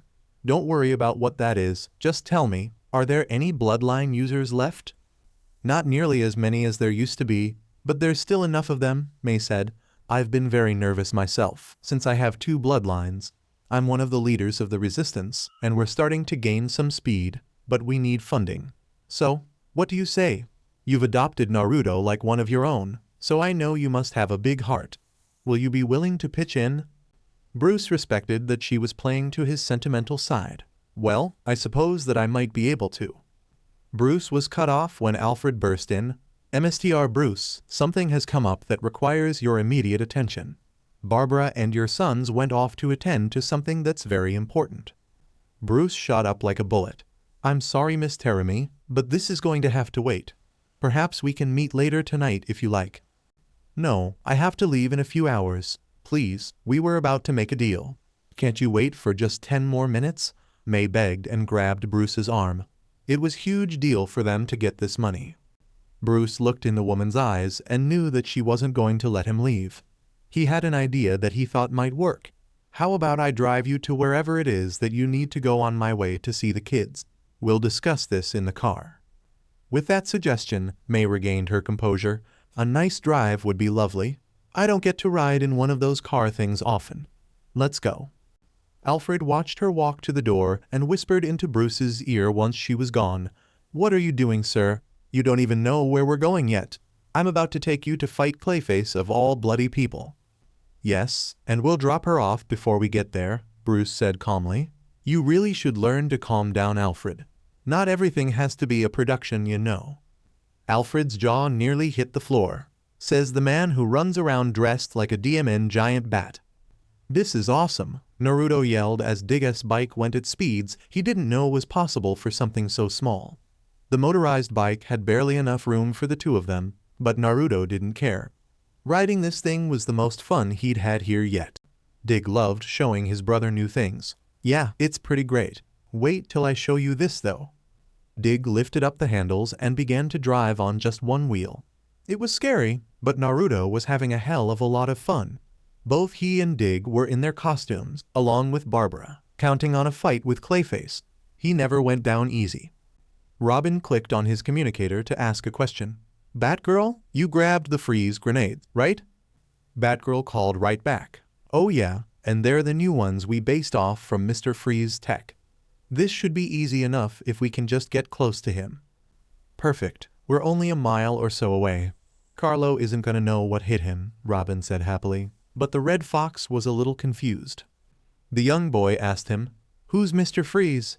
Is he a good guy too? Robin had to fight to keep from laughing. No way, he's a full-on villain.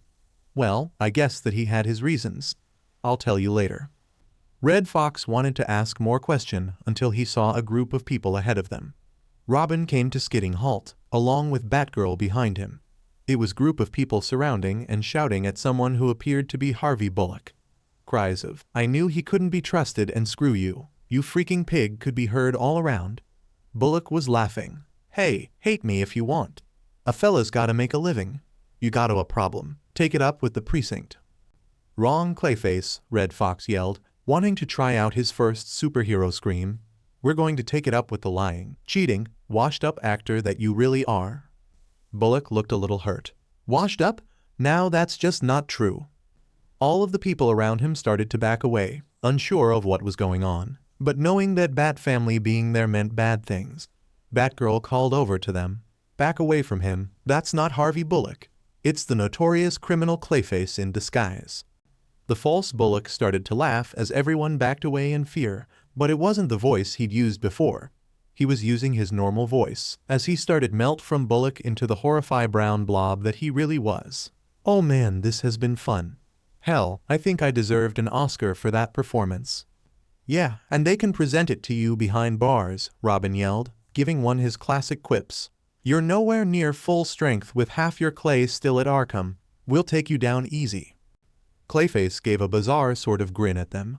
But you don't have Batman here with you. The way that I see it, that makes us even. Batgirl reached into a pouch on her belt. We'll see about that. She threw one of the freeze grenades at Clayface, but he wasn't that easily beaten. He raised up his hands and fired a glob of clay at the ground and shot it to the ground. The clay he'd fired turned to ice, but at least his main body was untouched. A nice try, but you'll have to do better than that, Clayface said proudly. Let's see how you handle this. Clayface increased the size of his hand and changed it to the shape of a club. He swung his arm down right at the group of heroes. They all dodged the hit, which left cracks in the pavement. Red Fox started to get a little nervous. Holy CRP, this guy's strong. Batgirl had a feeling this was going to be a tougher fight than she'd thought. Everybody take some freeze grenades. We'll try to attack from as many angles as we can. Clayface chuckled in dark manner as his body began to separate into 3 equal pieces. While a little smaller, they were all exactly the same as Clayface in the looks department. How do you like me now? Neat trick, but I can top it, Red Fox yelled as he made a hand seal. A puff smoke came, followed by half a dozen clones of the Red Fox. Robin and Batgirl felt a little better as Clayface tried to comprehend what was going on. So you've got someone with actual superpowers now. Fine, let's see how they handle them. Clayface shifted his hands into blades and ran for the group with killer intent. This was going to be an interesting fight to witness, for all those who were watching. It was time to see how Gotham's latest hero fared. May looked at the check in her hands with utter shock and awe. Bruce, this is very generous. I was hoping for half this much. Why are you so willing to help people that you've never met before? Because I've got more money than I could spend in 5 lifetimes, Bruce said, which was absolutely true. If this money can do any good, then I want you to use it. May was so happy to have the money in her hands. This is amazing. I've got the funding 2 hours before my deadlines. Strong to believe that someone from Gotham is actually giving money to a war cause. Isn't your hero extremely against killing in any form? Whether or not she knew it, May had just asked the perfect person this question. Not exactly, he just refuses to kill anyone himself. He's a symbol to Gotham, a perfect thing that they can all strive to be. He knows that if he crosses that line, there's no going back. He'll never be the same beacon to the people that he was before.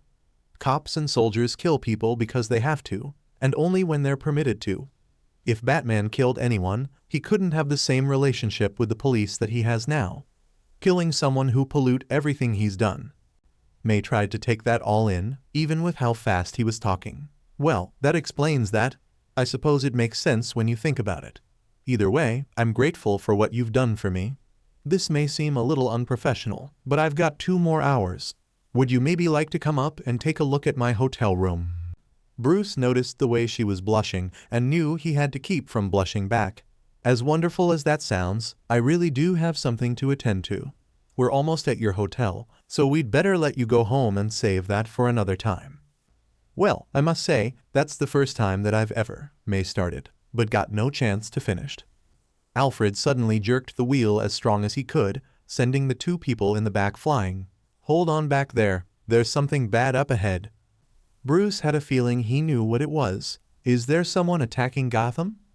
What Alfred had been trying to dodge was a car door that had been thrown by the infamous Clayface. It appears that Basil Carlo has found his way out of Arkham. There's 3 young heroes fighting him as we speak. Speaking of young, the kids are in this area, Bruce said, throwing the car door open and grabbing a special briefcase. I've got to make sure they're all right. May couldn't believe he was just running off like this. Bruce, wait, damn it, if I chase after him I could end up in fight. If I use my powers here, who knows what they'll do to me back home. Alfred, can I stay and wait for him with you? Alfred had no objection to a little company. Stay as long as you'd like, Miss Teremy. Frankly, it'll be nice not to worry alone for once. Bruce do something like this often? May asked. Alfred's eye actually twitched at that. You have no idea. Back in the battles, the Clayfaces and the heroes were currently neck and neck. The freeze grenades had to hit a Clayface directly to freeze it, and Red Fox and the others had only managed to get a side shot on a couple limbs so far. Every time that they got close, he'd find some way to smack it at least somewhat away from him. 2 of the Red Fox's clones were helping Robin, and the same went for Batgirl. The real Red Fox had 3 clones helping him as he charged at Clayface, who was standing by himself gloating. You brats haven't gotten a good hit on me yet. I really hope you can do better than this, 'cause it's gonna be awful boring if you can't. The Red Foxes weren't happy about that little line. Oh yeah, well let's see what you think about this. The first 2 clones jumped on the other 2's backs and used them to launch themselves into the air. Each of them had a freeze grenade in their hand. They threw 1 grand at his arms and legs, freezing all 4 of them. Just as he was about to break out, another freeze grand coming flying right at his chest. It froze him completely, finally taking one of the Clayfaces out. Yes, score 1 for the good guys, the Red Fox yelled, excited he to have gotten one of them.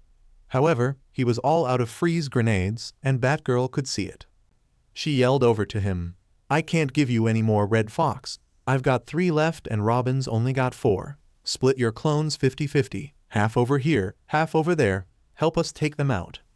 One of the Clayfaces found that DMN funny. Oh really, with barely any of your little toys left? Let's see how that goes. They've got more than just toys now, Carlo, Batman's deep voice said as he landed right in front of the Clayfaces. Carlo saw him and nearly threw a temper tantrum. Batman? Oh, this is the last thing on earth that I need. Batman knew that he needed to end this as soon as possible, and he was going to have a limited number of chances to do it. This was going to be challenge. Everyone, throw your freeze grenades to me. Red Fox, surround each of the Clayfaces with an equal amount of clones. Robin, Alpha Formation, pincer-style attack. In one smooth motion, everything that Batman had said was done. The Clayfaces only watch as Robin ran at them and Red Fox's clones surrounded them. Robin took out 2 discs at the first Clayface, both of which hit his legs. They exploded, literally taking his legs out from under him. Although he was able to catch himself, Clayface could see Batman coming up with a grenade in his hand. This was not something he was going to let happen. "Back off, you freaky little pest," Clayface screamed, and swung one his arms the Batman. At least he thought it was the Batman. Once he hit the large man, he merely burst into smoke. While Clayface had been busy falling, Batman had disappeared into the shadows and the Red Fox had transformed one of his clones to look like him. Batman appeared from out of nowhere and threw the freeze grenade at Clayface. Thanks to the Red Fox, he didn't have time to defend, took the brunt of the blow. He was frozen like the Clayface before him. And then there was one. Robin was very glad to have his mentor back.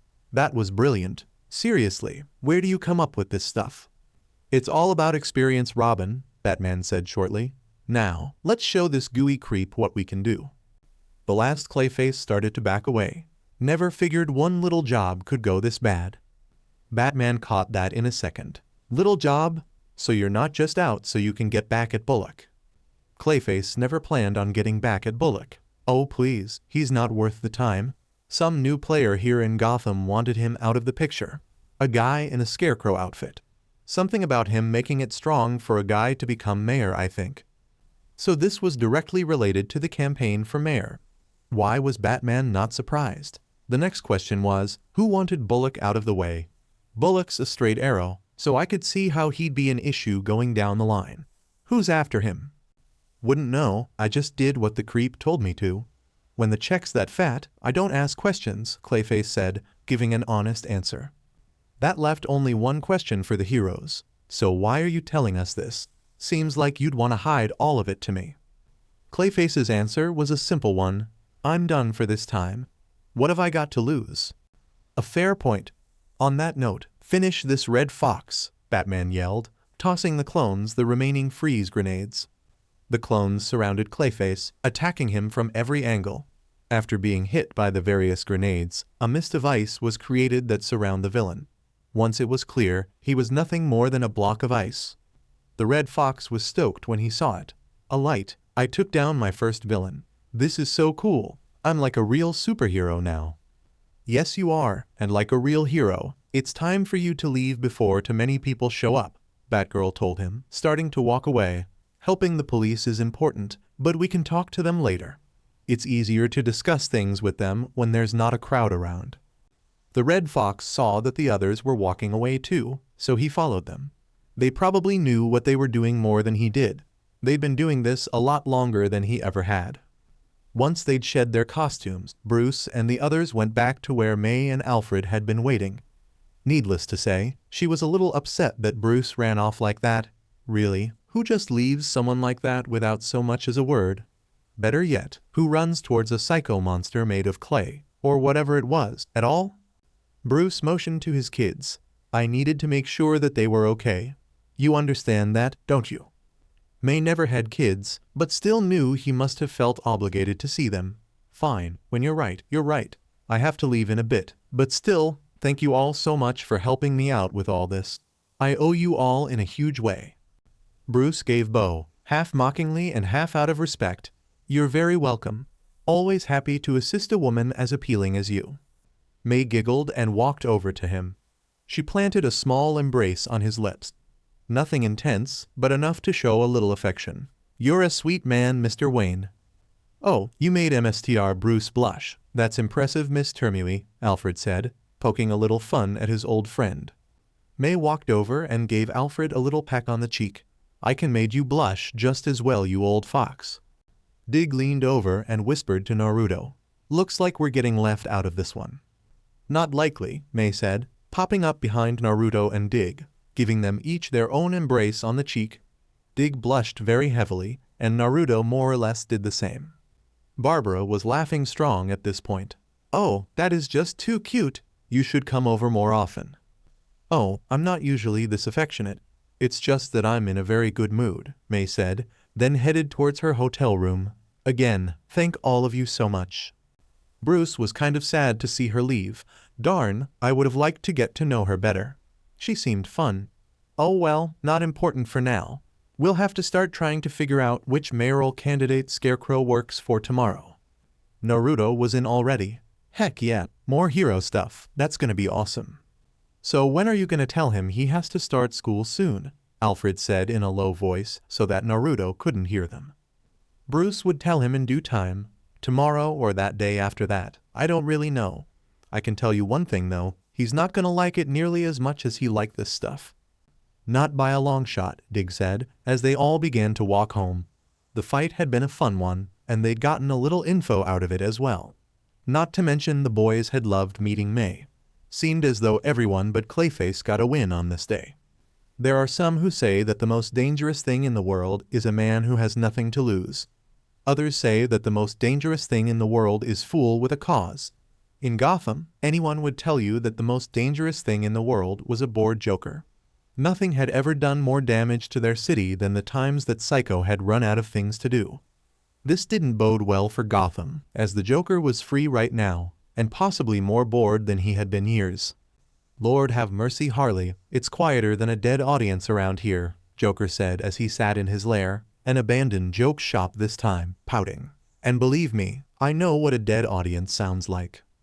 Harley, who had been busy giving their pet hyenas a bath, stopped to respond to her lover. "I'm sorry, Puddin', but there's nothing for us to do right now. We could go shoot up an arcade or something if you'd like." Joker waved that idea off. "No, that's no good. Not nearly as much fun if we don't at least give some of them time to rebuild. I am in the mood blow something up though. Anybody got any ideas?" "How about Catwoman?" a new female voice said, one that no recognized. The Joker hardly even acknowledged it. "I don't know. I think Batsy has a thing for her. Might PSS him off. On second thought, that's a great idea." The Joker looked up to see who'd said that. It was a woman with short dark hair, darker eyes, a slim figure, and had a black and red shirt with matching breathe. Her clothing was lined with all kinds of weapons. "Glad that you think so, because that's just what my MSTR needs you to do." "MSTR? And just who would that be, Little Miss Ninja?" Harley asked, walking over to join the conversation. Her ninja remark was very accurate, as the woman's looks and weapons certainly gave off that vibe. The woman shot Harley a glare, clearly unhappy to be here. "My MSTR is none of your concern. You may simply refer to me as Lady Shiva, and nothing else." The Joker liked the way she'd just walked in and took control of the room. "Haha, quite a pair you've got for a woman. So you want me to blow up Catwoman, huh?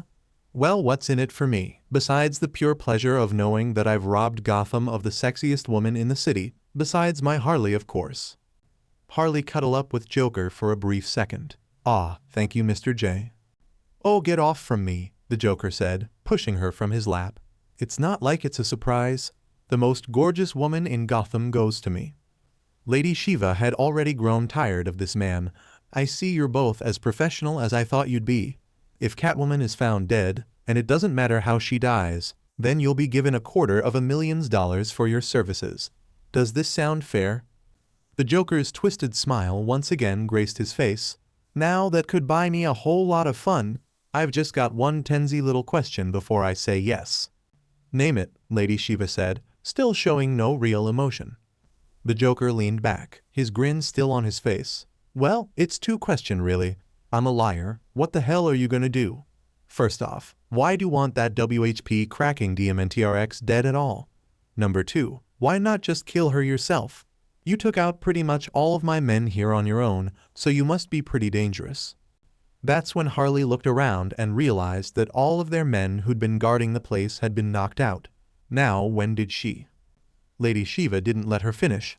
"Well, Joker, you're much more observant than you look. To answer your first question, she started stealing from businesses owned by Oswald Cobblepot. My NSTR has a bit of an investment, if you will, in Cobblepot, and needs him to become mayor. If this Jonathan Crane person was to win, his personal agenda would undoubtedly make it impossible to work with him. Oh, that's right, Penguin is running for mayor, isn't he? Joker remembered, surprised at how everything in Gotham had started to revolve around this campaign. Lady Shiva got back to her point. Yes, he is, and we intend to help him win. We'd kill Catwoman ourselves, but we don't want to draw attention to our organization. Batman doesn't know we're in town. If you were to kill her, well, nobody would bat an eye then. You're the Joker after all. The Joker was happy to help. You make a very compelling argument. I'll happily murder her for you. Haha, this gonna be fun. Lady Shiva's work was done. Glad to have you on board, at least for now. You'll get 50,000 for a down payment, and other 200 once she's dead. Not giving it to me beforehand only to have me screw up like Clayface did? Joker asked, having heard the story from Gotham's grapevine. Lady Shiva knew better than that. Clayface did his job and earned his money. Bullock, who had been speaking out against Crane, had his character drawn into question. This will make it harder for him to be taken seriously when he attacks Crane's character in the future. It was a brilliant move, really. The Joker laughed, rather typical for him. Ha ha, you guys are real twisted, just the way I like my employers. I'll bet that's true, Lady Shiva said, preparing to make her exit. You may rest assured that you'll get your money when it's all over. We're not the kind to double-cross someone. The Joker laughed, more insanely this time. Oh, that's a good one. I don't care who you are or who you work for. There's no one dumb enough to get into a fight with me except for the Batman. If anyone else tried it, well, I'd use their screams for my answering machine. Ha ha ha ha ha. Lady Shiva heard this and nearly cringed. She left as Joker and Harley were laughing with each other, as she knew that if she stayed much longer she would end up showing just how much the man disgusted her. The Joker was a beast all his own, but he was right about one thing. No one wanted to face off against him. Naruto had dreamed about being let into the Ninja Academy back when he was in the Hidden Leaf. It had more or less been his only goal while he was there. However, that school let him become a ninja. The school that his father was making him go to took out all of the cool parts and left him with just the boring math, history, and various other lame things. As you can imagine, Naruto was not happy. Do I really have to go there 5 days a week? It totally SCK. Bruce, who was driving the boy home, was amused by the complaints. It's school, Naruto. It's not optional. You have to go there so that you can learn. But I already learned stuff at home, Naruto protested. Why do I need to learn more stuff at school? Bruce knew there was a decent point there. Yes, but you won't have to do as much at home now. You'll still have some lessons, but not nearly as many. Now we can focus on teaching you something different, the art of the detective. Naruto had heard about this before. Didn't Dig say that you're the best detective in the whole world? I'd say that he's over-exaggerating a bit, but I honestly think he's not far from the truth, Bruce said, a tiny bit of pride in his voice. There's few people on Earth who can outsmart me. That's why you need to be in school, so that you can get smart so that people can't outsmart you either. Naruto just rolled his eyes. My teacher said I'm like the smartest kid in the class. Bruce had an easy counter for that one. All the more reason for you to make sure your talent doesn't go to waste. First things first though, it's time for one of the village's checkup visits. They're sending one of their psychologists, someone named Inoichi, to come and check you out. I guess his daughter Ino is coming with him too. Seems like we're becoming a hotel for people from the hidden villages, Naruto mused, aware that that was just because they were the only place the ninjas could go. Do they speak English? Not a word, Bruce told him, knowing why he was asking. You'll have to speak to them in Japanese. I'll try to, but I'm still not perfect with it. Oh, and the Ino girl is your age, so you might get to make a new friend. Naruto was worried about his other friends at the moment, as they'd come into trouble. I wonder how Gaara's doing. I mean, his uncle was trying to kill him. That must have been strong. I'm just glad that he called us so we could talk him down. Bruce remembered that as being a very rough night. True, and it didn't help that we found out his seal was bad too. Jiraiya's gonna fix it, so he'll be okay. At least I hope. Naruto almost forgot about that. Oh yeah, the whole thing with the demon in him. Must be really awful to have something like that inside you and know that everyone hates you because of it. It couldn't be fun, Bruce said quickly. trying to get past the observation. So you've been talking to Temari on the phone almost as much as you have Gaara, and even more than you do Kankuro. You don't have a crush on her, now do you? Naruto gagged like any 8-year-old would. You, gross, Dad, you're the one obsessed with girls. Bruce threw his head back laughing. Trust me, kiddo, in a few years, that's what you'll be obsessed with too. Let's get home quick now. I want to get this psychology stuff taken care of so that we can be sure you're ready for patrols tonight. Something tells me it's going to be interesting tonight. Ino Yamanaka was the spitting image of her father, just in a more feminine way. She was 8 years old, had long blonde hair, blue eyes, and pale skin. Her father looked more or less the same, but was taller, more muscular, and had with green eyes instead of blue. They were family, that was for certain. Another thing that they both had in common was their interest in Naruto. Ino was interested because she remembered that every adult in the village, except for most of the clan heads, seemed to hate him for no reason, and Inoichi because he'd seen what all the boy poor had been through. As an expert in psychology, someone managing to stay glued together after that interested him greatly. Right now, Ino was sitting on the couch in the Wayne living room, watching her father and Naruto start their conversation. Bruce was sitting next to Naruto as Inoichi began to speak in Japanese. Hello, Naruto. My name's Inoichi. Is it alright if you and I talk for a little bit? Would it work if I said no? Naruto asked, rather sarcastically. Ino laughed at the joke, and her father did too, trying to make Naruto more comfortable. I suppose that it wouldn't. How about we start this way instead? You ask me a question, and then I'll ask you one. Does that sound okay? That had Naruto intrigued, being the curious child that he was. Sure, I can do that. You're a ninja, so what kind of jutsus do you use? Getting right into, I like that, Inoichi said, before he began to explain. Our clan, the Yamanakas that is, use a mind transfer jutsu that lets us control and look inside the minds of our enemies. Pretty cool, huh? Naruto, that it was cool, alright. Awesome. I could pull so many pranks with that. I have no doubt that you could, but right now it's my turn for a question, Inoichi said, starting off with a very ambiguous one. How do you feel about the hidden leaf? Naruto didn't really get the question, but answered it as best he could. I don't know, it was my home. There were parts about it that I liked, and other parts that sck. If people had been a little nicer to me, I might have stayed, but that's just not the way that it was. I know that I'd help them if they were in trouble, so there's that. The only thing that I really want to know from them is why they hate me so much.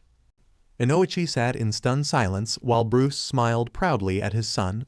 He'd gotten just enough of it to understand what Naruto had said. Good answer, Naruto. You should always try to have all the facts before you get too angry. Wow, you're really smart, Ino yelled, never having heard someone her age talk like that. Naruto kept hearing people say that, but didn't believe it. I'm okay, I guess. Did you have any more questions, Inoichi? Inoichi knew that he had to ask more questions, but almost felt like he knew everything he needed just from that one question. Sure, just a couple more. You need to ask me a question first though, don't you? Just keep in mind, I can't answer you as to why some of the villagers hate you. Naruto thought about it for a second. Yeah, I figured. Can I ask Ino a question actually? Oh, well of course. That is, if Ino's okay with it, Inoichi said, figuring the boy must find someone his own age more interesting. Naruto looked as though he was going to ask Ino a very serious question, then said, Is the Ninja Academy in the Hidden Leaf fun? The school here is really lame. It's so cool, Ino said, breaking into a huge smile. There's all kinds of awesome stuff we get to throw, and the teachers know how to do all this cool stuff. We're learning how to transform to make ourselves look like someone else. That bummed Naruto out a little bit. Man, that does sound cool. I can already do the transformation though. Ino was stunned. What? No way. Show me right now. Not now, sweetie, her father said, still having work to do. I've got to finish talking with him first. After that, you two can run off and have all the fun you like. Ino wanted to start pouting, but doing that in front of parents was always dangerous. She stayed quiet and let Inoichi continue his work with Naruto. There would be plenty of time to play later. Selena Kyle had not had an easy life. A mother who'd killed herself, a father who drank himself to death, and a life on the dirtiest streets in Gotham were just some of the highlight of her early childhood. She'd been forced to adapt and teach herself how to survive. Slowly but surely, she'd worked herself to the point where she could fight and bend like any cat, could use a WHP better than Indiana Jones himself, and could steal anything without anyone being the wiser. All of theft that she'd committed over the years had simply been to provide for her and others in the slums of Gotham. The way she saw it, those rich pricks could give up a little of their endless riches so that others didn't starve. She thought that she was the only one in Gotham who was trying to change things for a while, until the Batman came along. He was doing everything in his power to take down the scum of Gotham, even if he was dressed like a crazy person. This gave her the idea to get a costume of her own. Just like that, the Catwoman was born.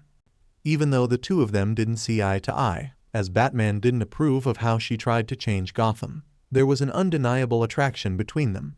There had been a few heated moments between the two of them, but the whole, being on different sides of the law thing made it kind of strong to start a real relationship.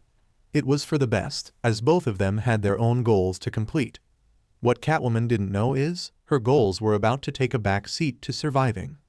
She was out and about at the moment, planning on stealing an incredibly valuable statue of a bird made out of emerald from the Penguin. Cobblepot may very well have been at the top of her list of people who were ruining Gotham City. Catwoman crouched on the gate to his mansion, eager to get started. I think it's time for this kitty to go and get herself a nice birdie for supper. HMPH, this is gonna be a cakewalk. I wouldn't get too cocky if I were you, an insane voice said from behind her. She knew the voice the moment that she heard it.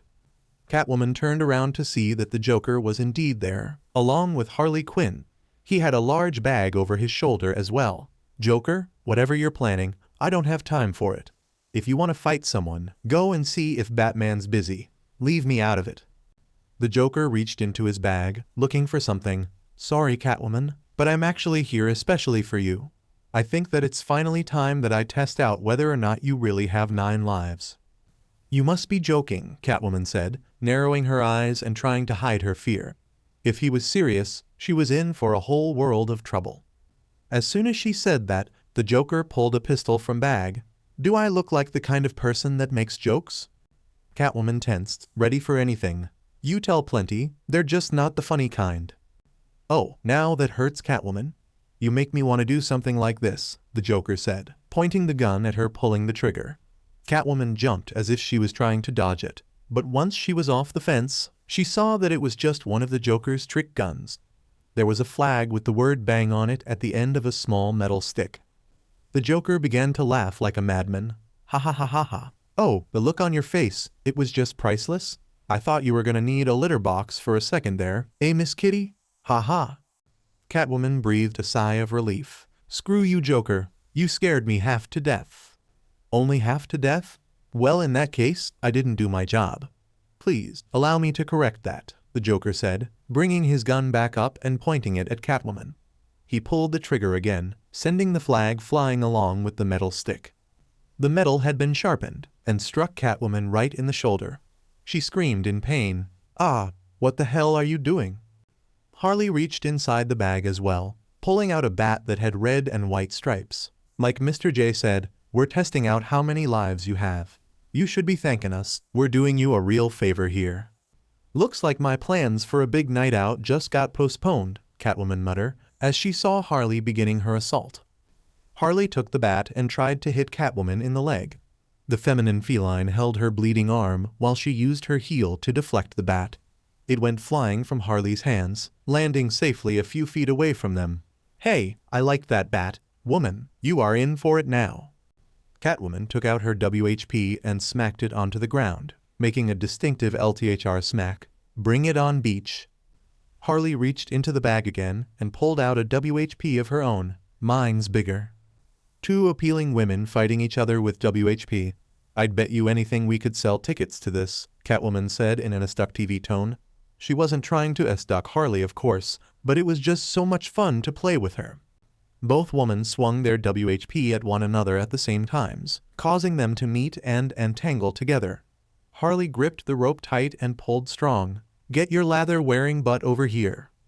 Catwoman couldn't do as much with one arm, so she was more or less at Harley's mercy. That was until she used the moment from being pulled to jump forward and kick Harley as strong as she could in the gut. Harley grunted in pain right before Catwoman kicked her once again, this time in the face. "How do you like me now, little Miss Overconfidant?" Catwoman asked snidely, as Harley reeled back away from the hits. Not wanting to let her get away, Catwoman wrapped her WHP around Harley's ankle and got ready to strike. Before Catwoman could finish her attack, a knife came whizzing by her head, just grazing her cheek. The Joker was of course the one who'd thrown it. As much as I'd love to watch this catfight continue, I need to move on to the part where I kill you now. Ah, twinkle, twinkle, little cat, I'll send your head to my favorite bat. Catwoman knew that she needed to get out of here, as she couldn't take on the Joker in her current state. She'd let her guard down and had gotten wounded. Fighting someone like this psycho while wounded was a death sentence. Luckily, she had just the thing in mind. "I'm going to need my head for a while, so maybe another time," Catwoman said, pulling a small capsule from her belt. "A little something I picked up the last time I was fighting Batman. See you later, Joker." She threw the capsule, which was actually a smoke bomb, on the ground, filling the area with a dense, gray fog. The Joker finally pulled out a real gun and started to shoot into the fog. It was too late though, Catwoman was gone. Aw dear man, now we've got to go and track her down. Get up Harley, we've got work to do. So alright folks, that's all for today. Stay tuned for part 3. Do subscribe, like and share for more such videos. Also check out the story and author Tobi Wants a Cookie on FANFICTIONnet. Press the bell icon to be notified first on release. See you in the next video, till then goodbye.